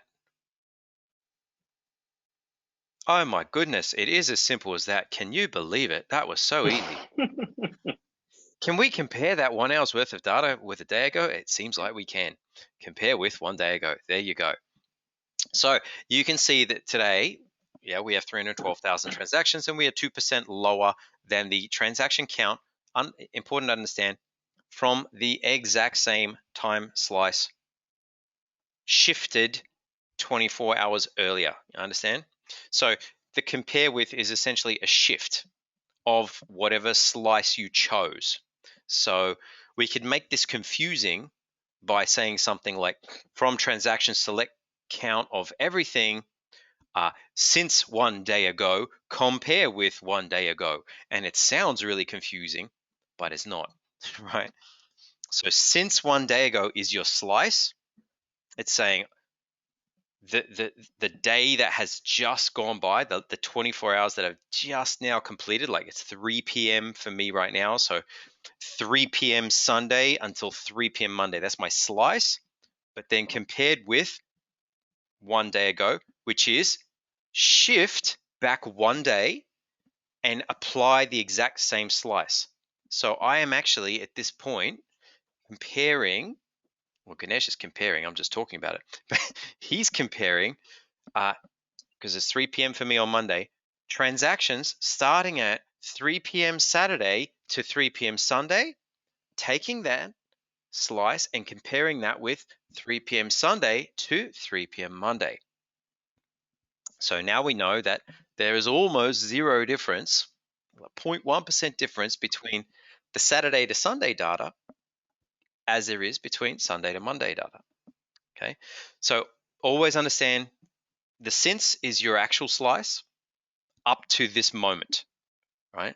We can change that. If you put it in until, you can use a different slice, but usually we don't. But if you want to have a window from 4 hours ago that lasted for 10 minutes, you could do that.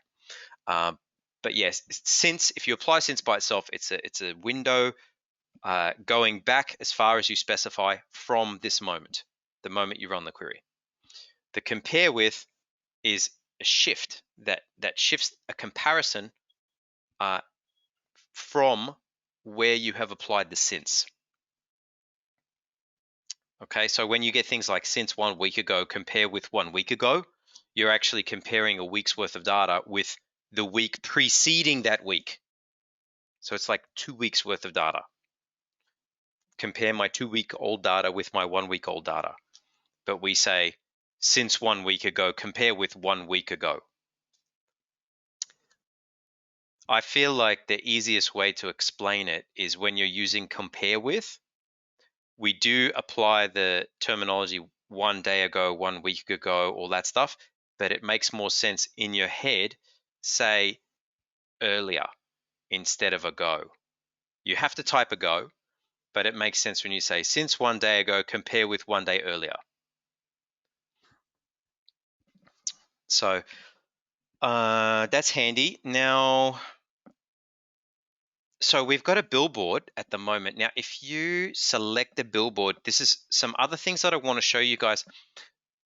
A lot of charts are not going to be available to you because of the query that you wrote.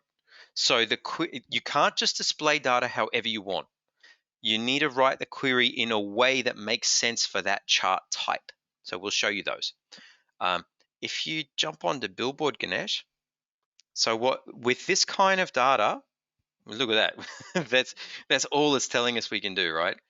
By the way, you can always get JSON output, right? So if you just want to fill up your dashboard with JSON, it's probably not really going to help. It's not going to be all very visual, but you can get the output specifically as JSON.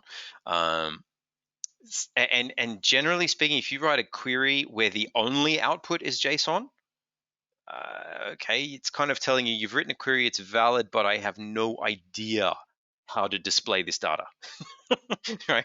This means your query probably doesn't make a lot of sense. Right? So let's just put the word time series into that query. We can even leave the compare. We can leave that, but we can put the time series. Yeah, that's fine. It doesn't matter. Have compare, not compare is fine. Yeah. So if you hit enter now, all right, it immediately changes us, right? It says I can't show you that I can't show you as a billboard, right? How you want me to show you, a time series of your data as a single data point? See, it can't be done. So if we now go to our chart type, we've got line, and there'll be a few. There's oh no, I can't even do area. Yeah. Oh, because I've only got one.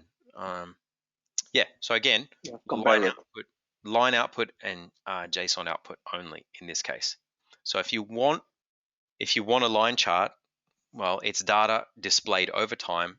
You will need to time series your data. Now, you notice here, this is kind of interesting. We got since 1 hour ago, compare with 1 hour ago, and time series.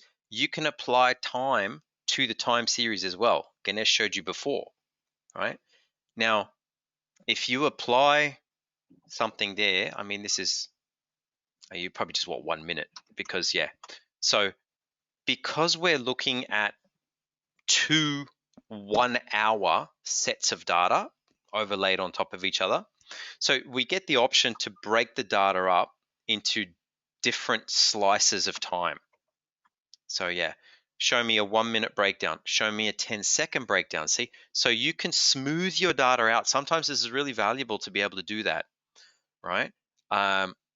You may want to have extremely granular data points in your time series, or you say, no, just show me what the data point is per minute, per 10 minutes, what you pick what you want really.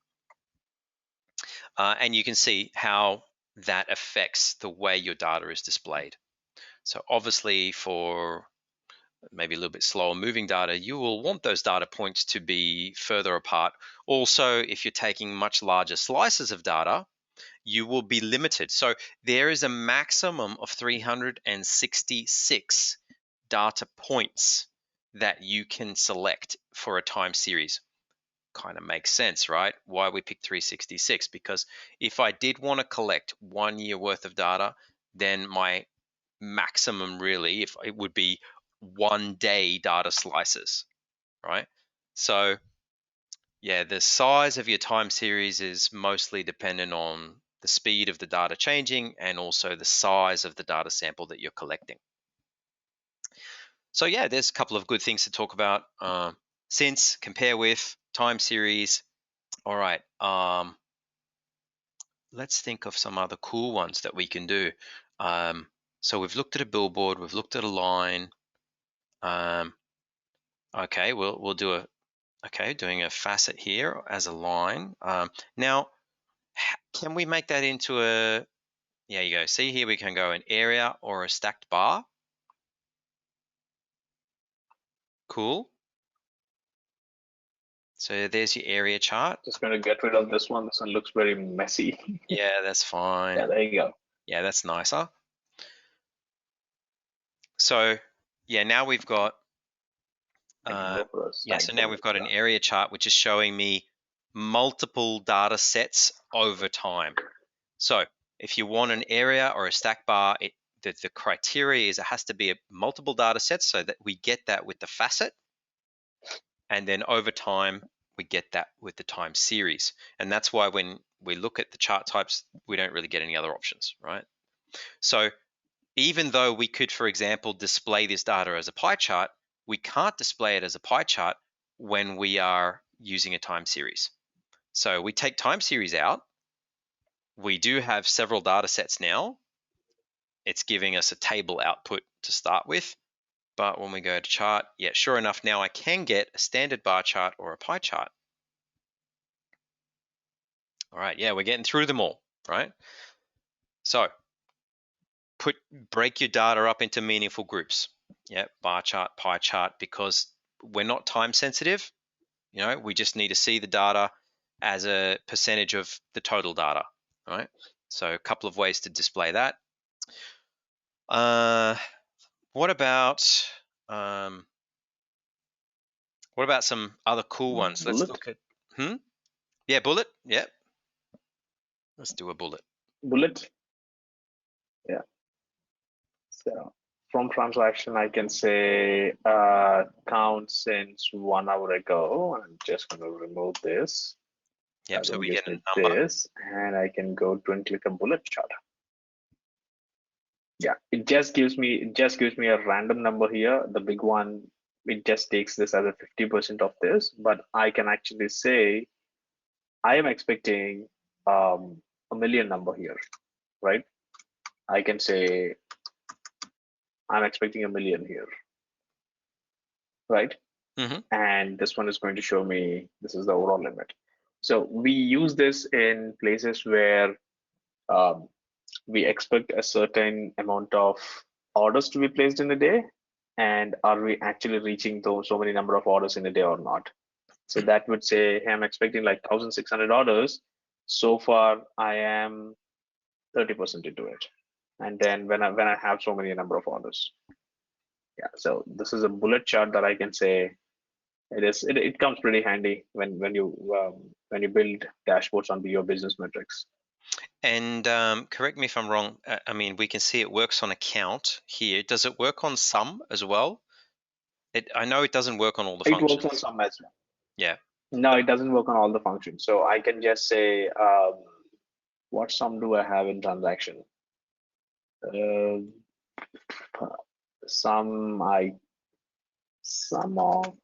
of what do I have? No, I can't use sum of duration. Sum of duration. No, sum of duration is, yeah, there you go. It works on sum as well. Yeah.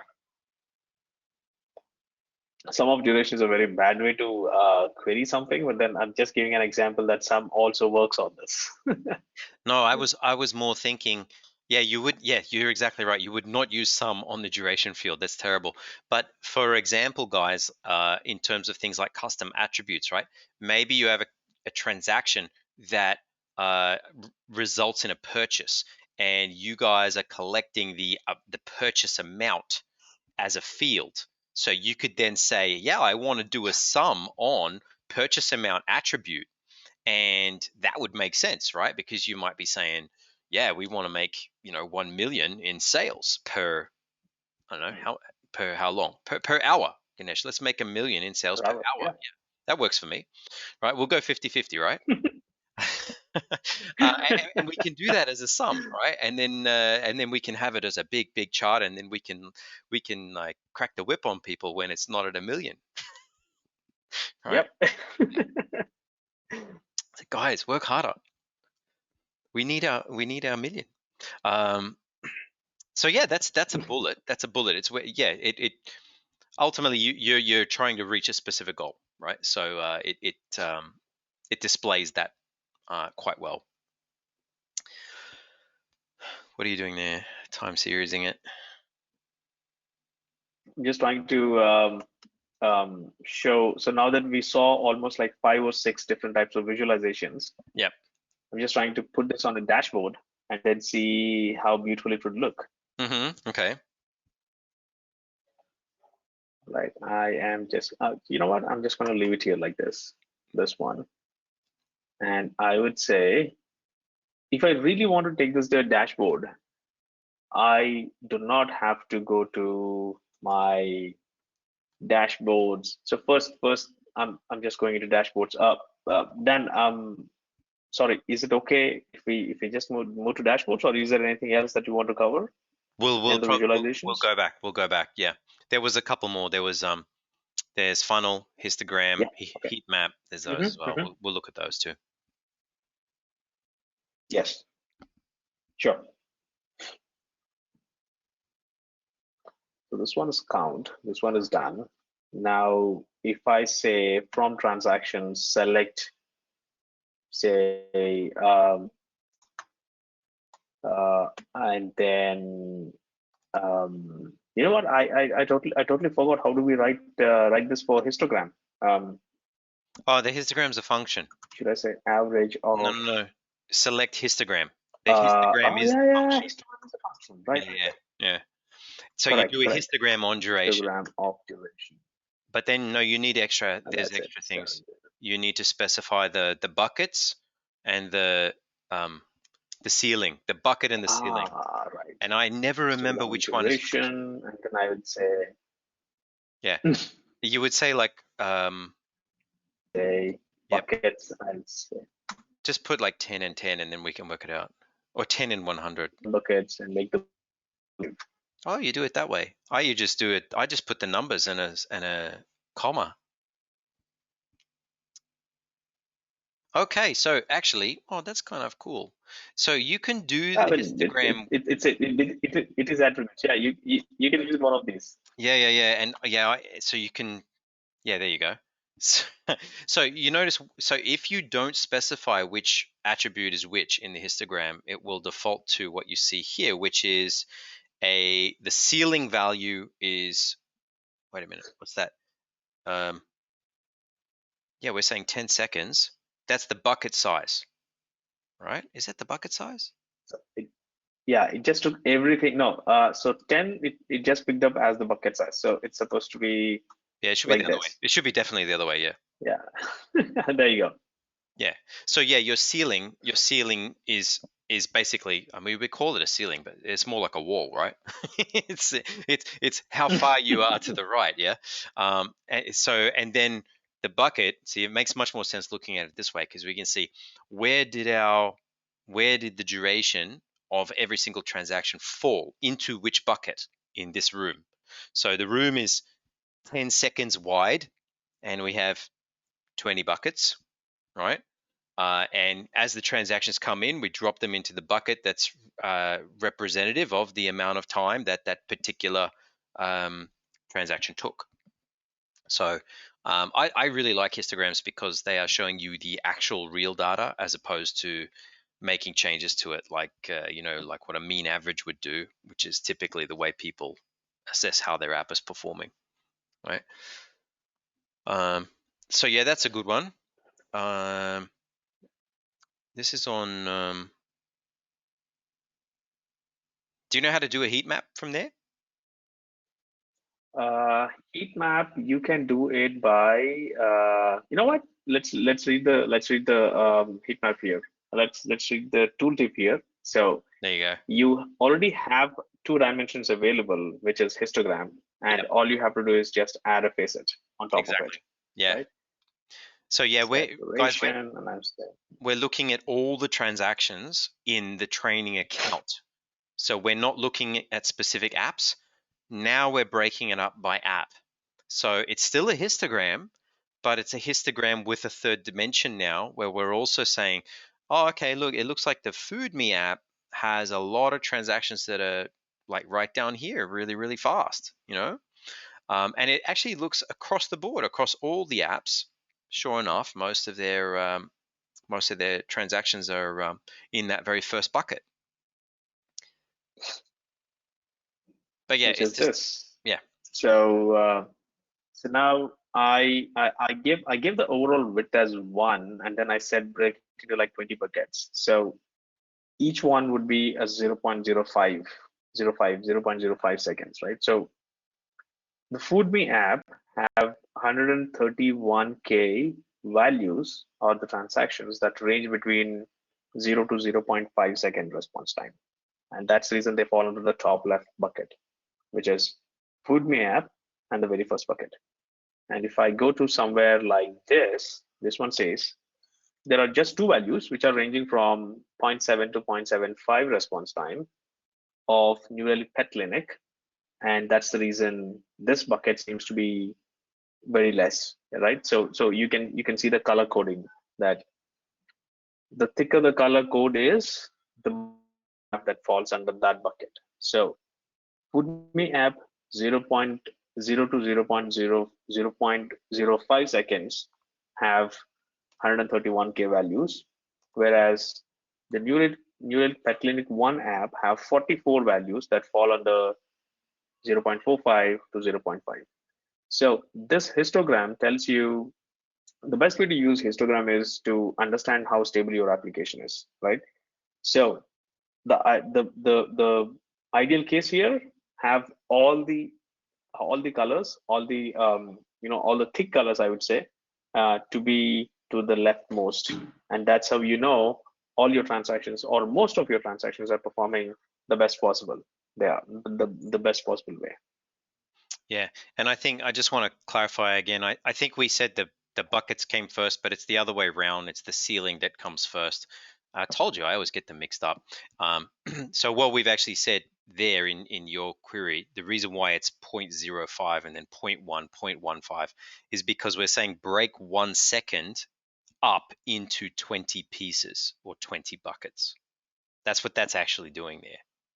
Right, that's why you've got the 0.05 and 0.1. And so it's 1 second. You're looking at all the transactions that took up to 1 second, broken up into 20 little slices. But yeah, typically I'll run the query 3 times or so before I remember which way around they go. I don't know why I can't seem to remember that one, but yeah. Yeah, now a question came through actually, which is one that you'll probably be able to demonstrate pretty easily. How about, do you want to maybe throw this onto a dashboard? So we'll get into dashboards, and then we'll make another widget where we'll actually stick other things up on there as well.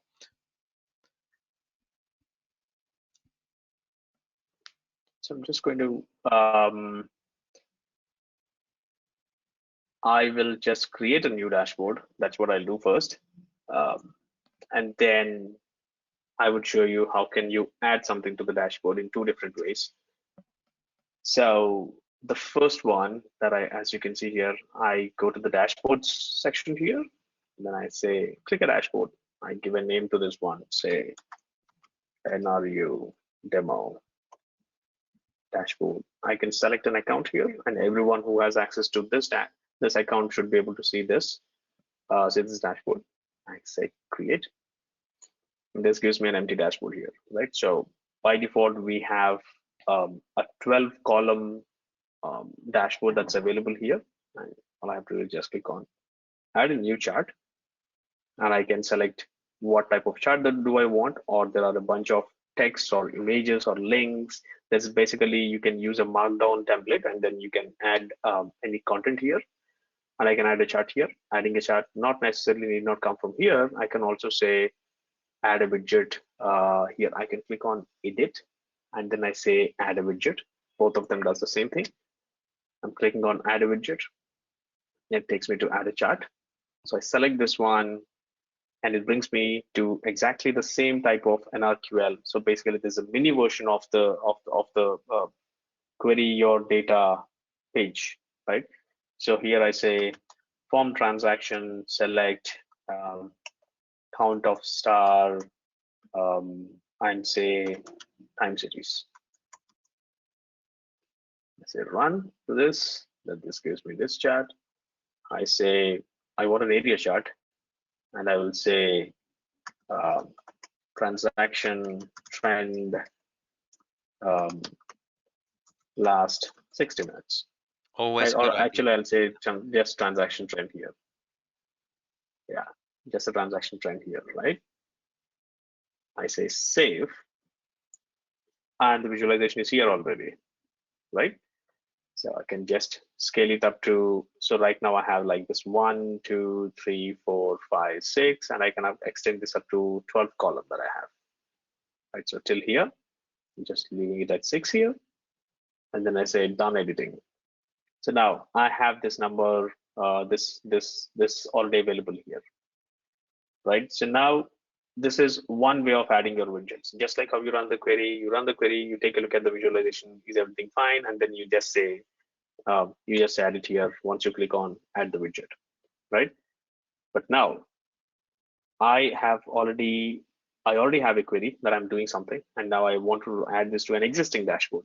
So I really don't have to copy this query, go to the dashboard, add a widget, and then do this, but rather I have an option to add this to a dashboard directly from here. I can just say add to dashboard.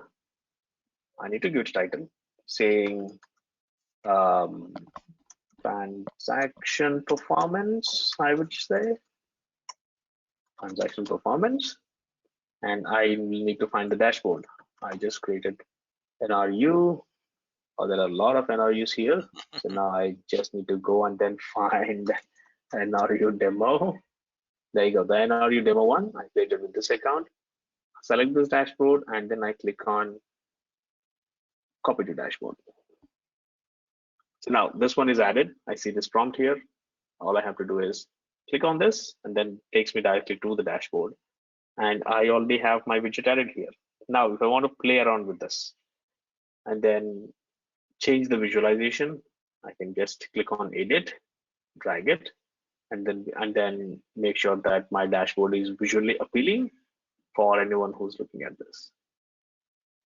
Now, when you observed this, when I clicked on query your data, and then let's say I'm just going to write the same query once again under my NRU training here, I'm just going to write some more query. I'll say from transaction, select average of duration, face it app name. I just ran this, and I have a good bar chart here. So now when I click on add to dashboard here, and I try to find NRU demo, I see something little interesting here. It says NRU demo hyphen slash NRU demo. So, but the dashboard name is actually only NRU demo. Why does it show me two parts here? Right. So this is a new functionality that was introduced by Relic into the dashboards, where people want to have a lot of data in just one dashboard, but whereas they really don't want to scroll down and then see. So the new functionality that was introduced here is, you can click on edit, and right now you're just seeing these two, but you also have an option to add another page. This is just like the tabs that you have on Chrome, right? Just like how I have two tabs here, I can have an additional tab here. I can just say here, demo tab 2, or I'll say demo page 2. All right. I say add page. So there's a new page that got added here. So I'm just saving this one. Right now, I don't have anything on demo page 2. NRU demo is all I have here. So now if I go back here, say cancel, I'll click on add to dashboard once again, and here NRU demo. And now if you see, I see NRU demo page 2, and I also see NRU demo, which is the default page name, and this is the additional page that I added. So select this, and then I say copy to dashboard, come back to my dashboard, go to page 2. There's nothing here. I'm just going to refresh my page. And there you go. On my first page, I have the widget that I added directly from the dashboard. This is the one that came from query your data section. And this is the widget that came from query your data section by selecting a different page. That's the reason you are seeing NRU demo hyphen slash NRU demo. And now because I have demo page 2, I can see the other page name as well here. When I try to find the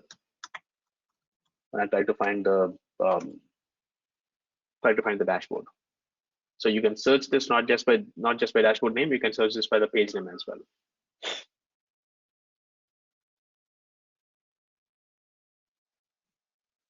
Okay, cool. Is there anything else that we can show that we can show on this? Yeah, go ahead. Yeah, there is. So first, actually, if you go back to that query that you just had, well, the chart that you just had open, and go back in. Yeah, see there. So there was a question came through, and I think it's related to this thing. The question was, what does the visibility do? And I think they're talking about that little button there that is currently turned off. Oh, this one. Yeah, other groups visible, not visible, right? So I'm pretty sure that's what the question was related to. But yeah. Yeah. So go ahead then. Yeah. All right. So yeah, I was going to say. So when you do a query where it's going to return, like typically it'll be a facet that returns multiple different values, and sometimes you get a lot of little values which it will group together as simply one group called other. It's like, do you want other to appear or not? So it's funny because it says other groups. Well, we're not talking about multiple groups. We're talking about specifically the one group that was labeled other. In this case, it doesn't really matter. It doesn't apply because we're faceting by app name, and there are only the 6 apps that that appear in the query, and we're perfectly able to show you all the data in a single visualization. So there's no need to have an other category. But certainly, which I'm pretty sure Ganesh is about to do, there you go. If you were to do a query that pulls more facets, and in this case it has done, it said, okay, well, we've got a lot of apps on this account. I'll show you the main ones, and then right down the bottom there, you've got other. Do you want to see that, or do you not want to see that? And that's what that visible or non-visible does. Yeah, so it just takes away all the apps that are now grouped together as as the other category. So yeah, that's I think there is that one.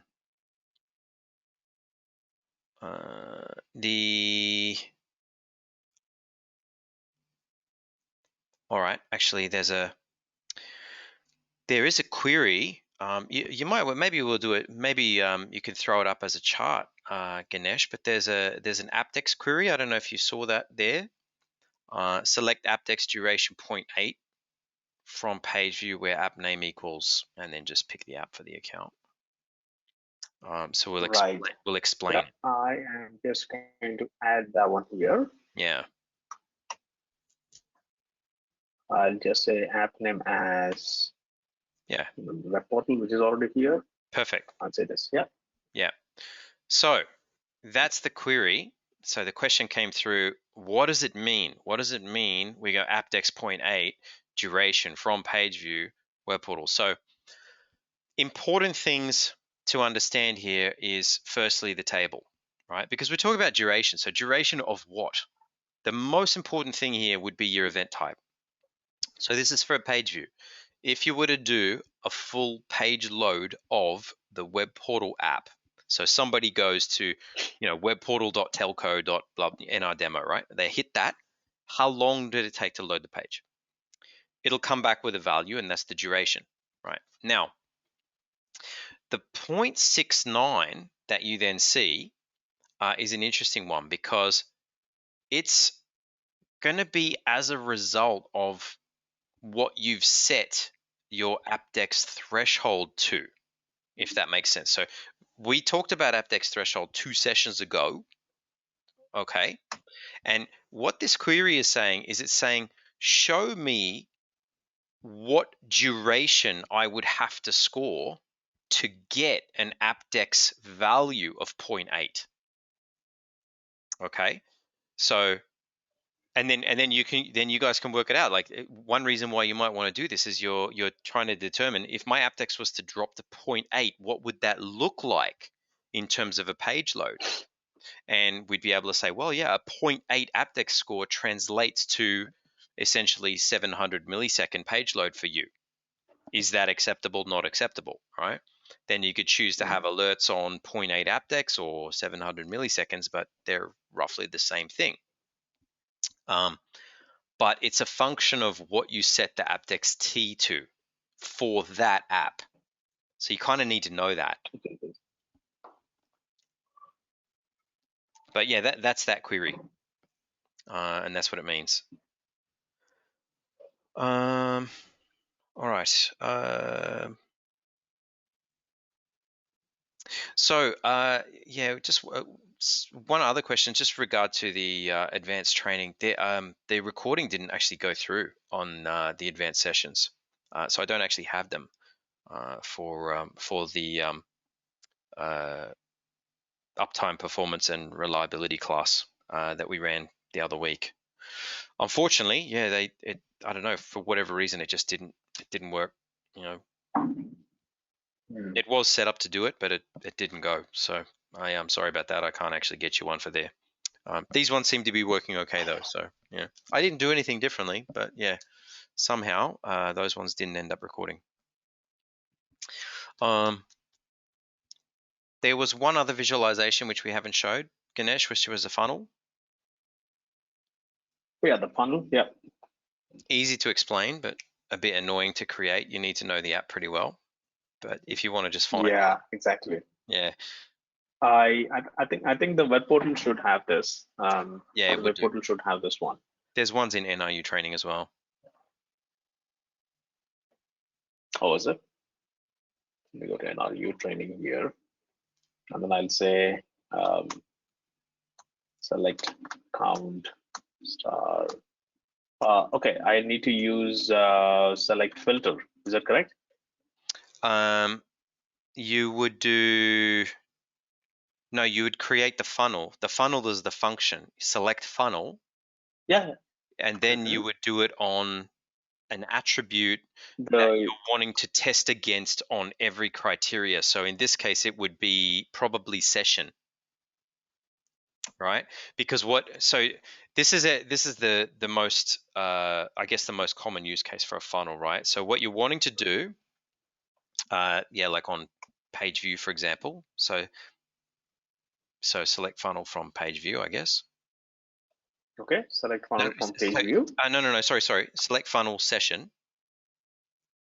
So session is the attribute, page view is the event type, right? So you would do select funnel session, but session need to be lowercase, all lowercase, yeah, from page view, right? So we could do that, but that's not enough for the funnel to work.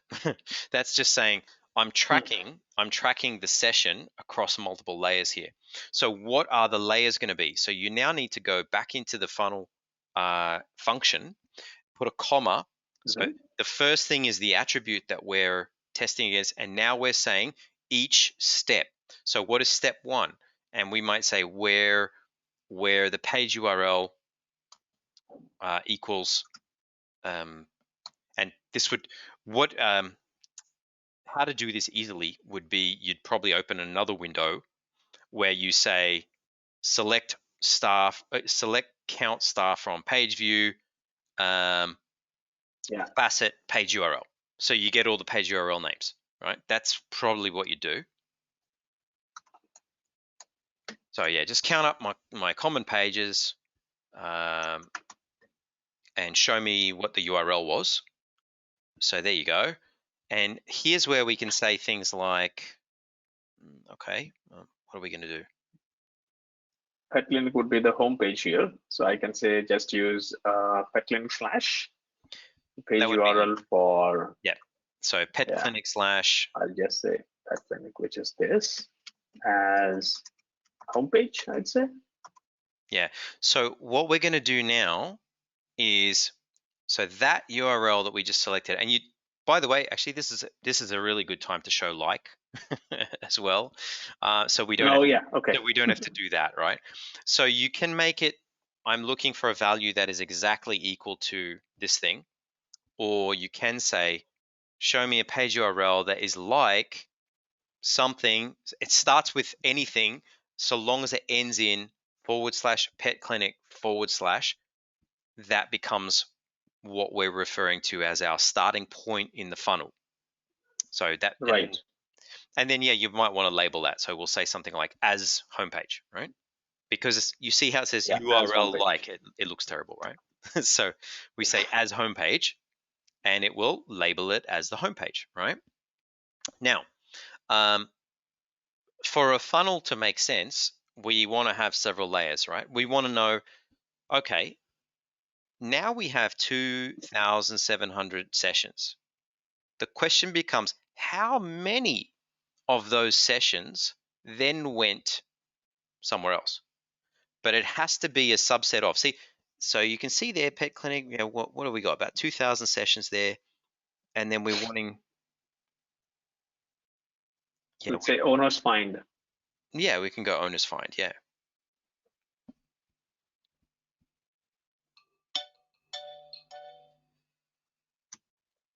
Yeah, so yeah, and then comma, where that's why I was saying the funnels are a bit of a pain to build out. They're really easy to understand though, okay? It's just one function. Specify your attribute that you're testing, and you want to find that attribute in each test that you run. So where first test is where the page URL looks like this. What about when the page URL now looks like that? And what about when it looks like that? Because you're wanting to track how many people are going through each stage. So let's do that. What do we get? Find none. None. Not a single one went from there to there.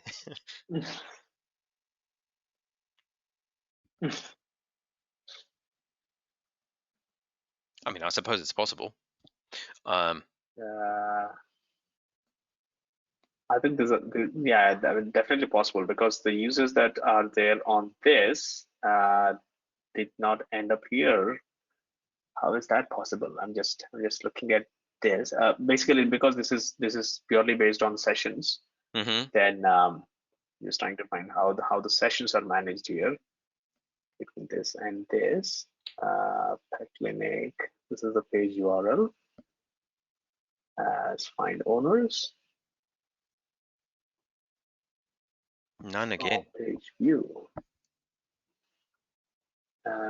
Or you know what? Let's say the wets.html. Which is this. And then I'd say wets from page view. Oops. There are no sessions that are between this. Or is the session supposed to be capital letter by any chance? Would you know? I'm just thinking. No, it's the same. I'm going to give you one that. How about this? What app are you looking at the moment? I am not looking at any app. I'm just looking at the yeah. You're right. Okay, give me a second. Hang on. I'm just grabbing one. Try. I'll stick it in the chat window. Okay. Try that.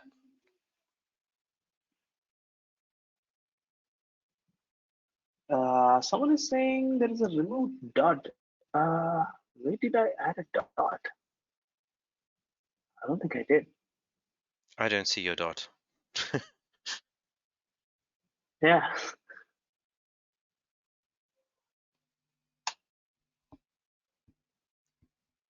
So you gave me a query which is something like this. In the chat window. So this is helpful anyway, guys, because it's showing you that you need to understand the app. Like you need to understand, you know, what you want to filter against, right? So in our example, we're using page URL. So you've got to know what each of the page URL names are if you're going to do this. Yeah, you got it? Okay.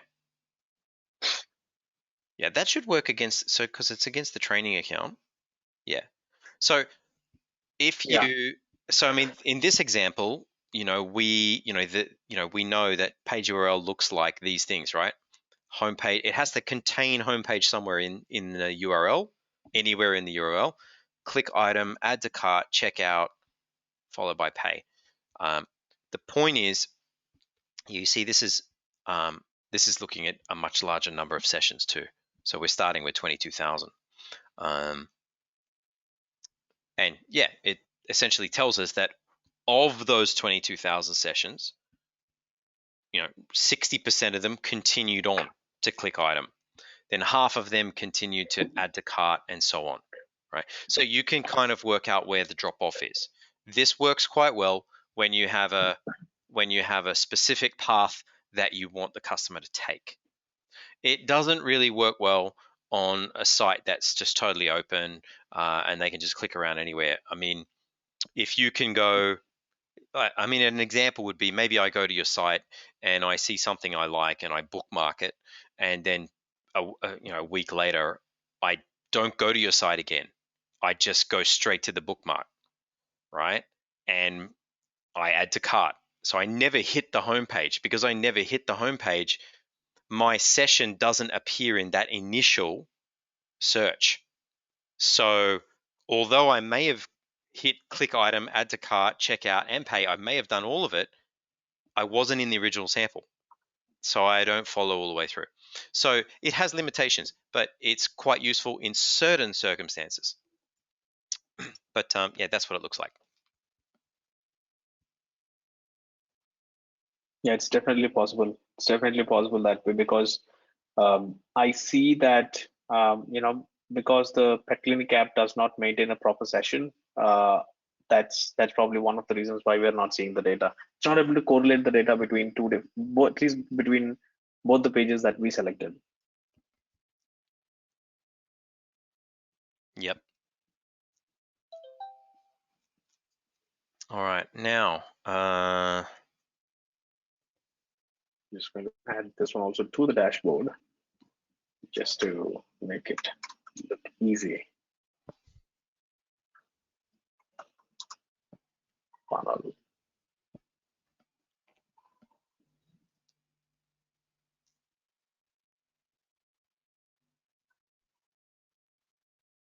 so I'm just pulling up another couple of things for you guys to do.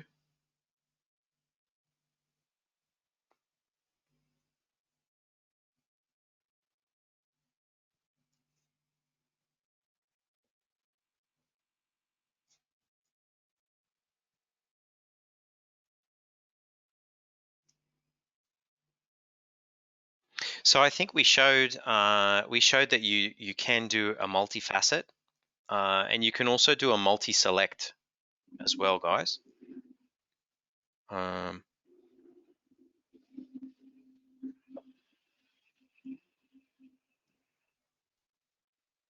I think we actually had there was a. Do you want to put a quick chart up to show a percentage between, like 1 hour ago and 1 hour ago from a week ago? Percentile or percentage? Well, you'd probably be able to do both relatively easily. Percentile would be easier, because percentage. So I will take, I'll say select percentile of duration. I need to get the percentile here. I'll say 95 percentile. Sounds good to me. Since 1 day ago, compare with 1 day ago. Does it make sense? Since 1 day ago, compare with 1 week ago. Try that. Since a day ago, compare with a week ago. Yeah, of course. Yeah, and then do that, and it'll give us There you go. Yeah, it gives us a nice bullet point. Now, you could do this as a percentage as well, if you changed it to a percentage function, but then you would need to define what you want it to be a percentage of. So, for example, we've got the 95th percentile defined right now. It's 170 milliseconds.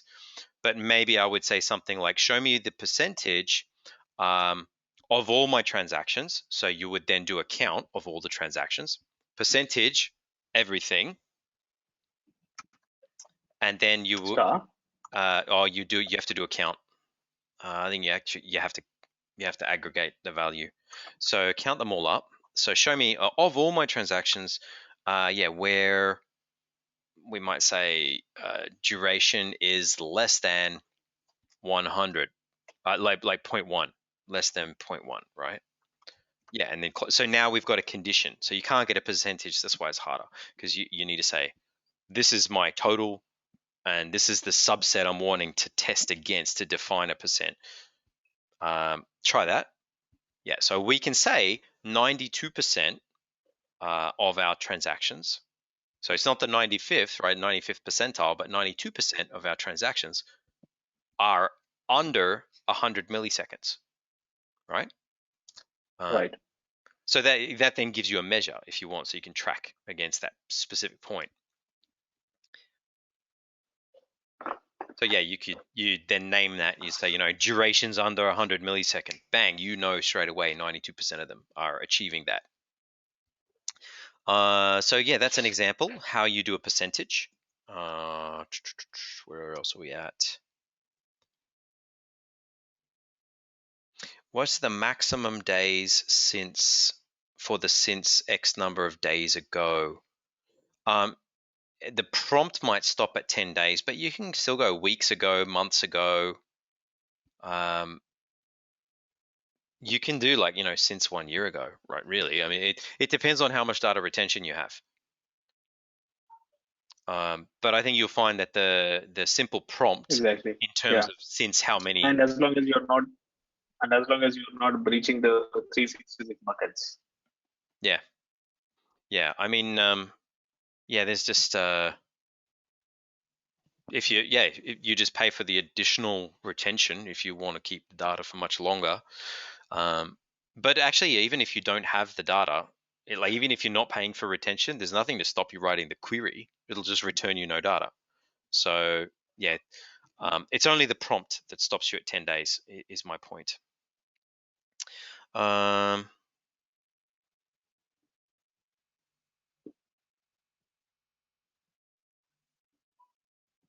Okay. Yeah, I think that's I think that was all the questions.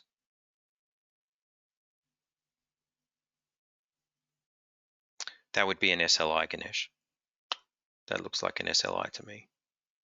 SLO is different. It is. Yeah.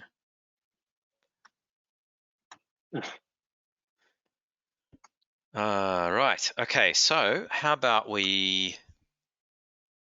I can give you guys this one to do, because we're almost out of time for today, but I wanted to give you a couple of extra things to have a look at. Give me a sec. Share out my screen.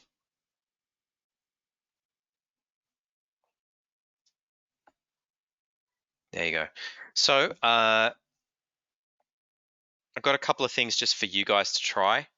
We have put the login details in the chat a while back, so you should all be logged in anyway from the earlier lab. But yeah, here's some examples. So get used to using as. It's really, really handy. And, this kind of thing is the difference between a useful or a non-useful dashboard. Honestly, if you're looking at the dashboard and you don't know what it means, it's useless. It might be pretty, but it's not helpful. The thing is supposed to give you useful information. So if you need to describe things better in order to get that useful info, then please do it, right? I sometimes like to put in timeframes as well in my as, right? When it's not already self-evident, you might say, this is load time in milliseconds or something, because perhaps it's very fast and you think it's in seconds, but it's in milliseconds, Good to put good to annotate that info on your charts in the dashboard. So you use as to do that. You can select more things, right? So there's nothing wrong with, just a second ago, Ganesh showed us a 95th percentile. He showed us a percentage. We could do both of them, right? I could show percentages here, 95th percentile is right there, right? I could do it for multiple apps and just have it listed as a table, okay? So here's the percentage of my apps that are all doing beyond whatever, and here's their percentile, here's their error rate, all that kind of stuff. So yeah, don't be afraid to pick out all the fields that you want and just bear in mind that you can apply different functions to different fields. Not a problem there either. This one's an interesting one. I didn't talk about that at all, but this allows you to break up your data based on time. And the cool thing about this is it understands the order of the days of the week and things like that, and the months. So you could say, you know, weekday of. You can say, I think you can say month. You can say month of. There's a couple of options that you can apply there, and then you choose the timestamp field as your data source for that function. Yeah, and there's another way of choosing more than one percentile, but applying it in the same function. I mean, you could do it longhand. You could say percentile duration 5, close brackets, comma, percentile duration 50, percentile duration. Yeah, so it will take the data in either format, right? But that's a nice sort of shorthand way of asking it to do multiple things at once. So, yeah, that's the lab I'm going to give you guys to do right now. The other thing I want to show you before we finish up is, let me just grab it. It should be here somewhere. That's just a different dashboard. If I go apps, I go to apps up here. There's one I would recommend you guys do. It is in here somewhere. There you go. It's that one there, NRQL lessons. There, I think there's 10 or 12 lessons in it. You know, I had been, you know, using New Relic for what, 9 months, right? Writing queries and doing things. And I did that thing, and I picked up 1 or 2 points. I was like, oh, wow, I didn't know you could do that, right? To be honest, there's still heaps of stuff that I don't know how to do. I mean, there's a lot that you can do with NRQL, but definitely recommend grab this app. It's probably not in your apps, okay? It may be here in the catalog, all right? But just come into the catalog, New Relic, you know, NRQL lessons, drop it into your account, and it's just a really nice, friendly tutorial on how to go and write all these queries. So there you go. So this is an example. So here we go. Look, already this is already a thing that we have not talked about in today's class, right? Unique count. All right. Count me the number of hosts that, you know, where if it appears more than once, only count it once, right? So yeah, really, really good. And you can see that there is a lot of different, oh, there you go. There's 8 lessons that you can go through. It doesn't take long. So I'll come back here. I'll leave it on this page for a couple of minutes. And what I will also do is we'll come back online in 5 minutes, and I will actually give you another page so you guys can screenshot it. So there'll be just another couple of exercises that you can do. But you guys can take those away, do those in your own time. If you want, you can ask questions from us next week when we come back. But yeah, 5 minutes for the one that we've got at the moment. In 5 minutes, I'll give you another one and we'll wrap up. Okay, talk to you shortly.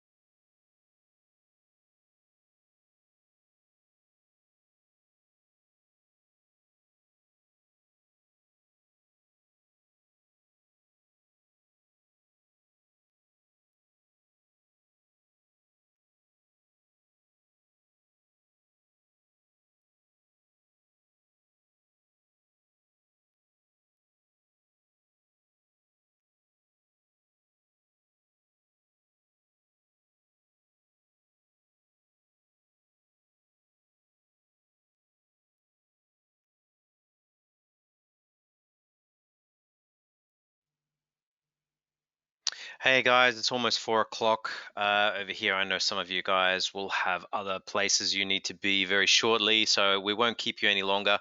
If you are still working on the lab that I just sent you through, make sure you screenshot it. Okay, screenshot it now so you can continue. Give you 5 seconds. 1, 2, 3, 4, 5. Definitely. I hope you've screenshot it. Right. I'll give you the next one now. Okay.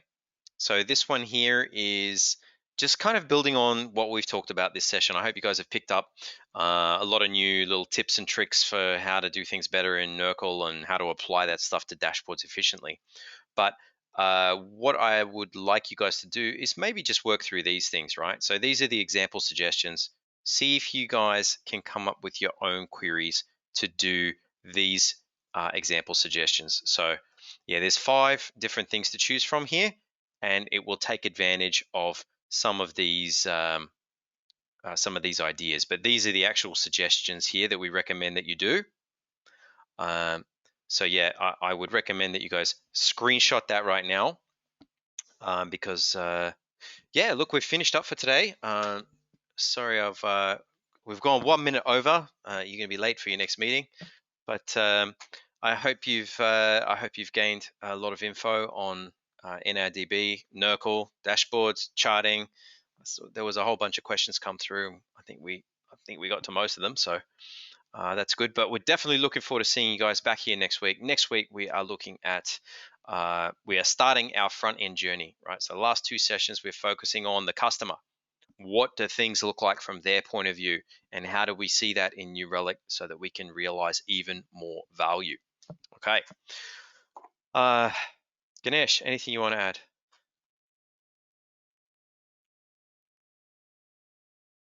Nope, we are all good. I think we covered the topics that we wanted to. Great questions, guys. Really expected, really expected you people to ask us questions, and quite happy about that. Great questions. It helped others also explore a few things. So thank you so much. Let's keep the sessions interactive as well, and hope to see you all next week. Thank you very much, guys. We will see you again next week for front end fun. All right. Until then, Yes. yeah. Bye. Have a good week. Have a good weekend.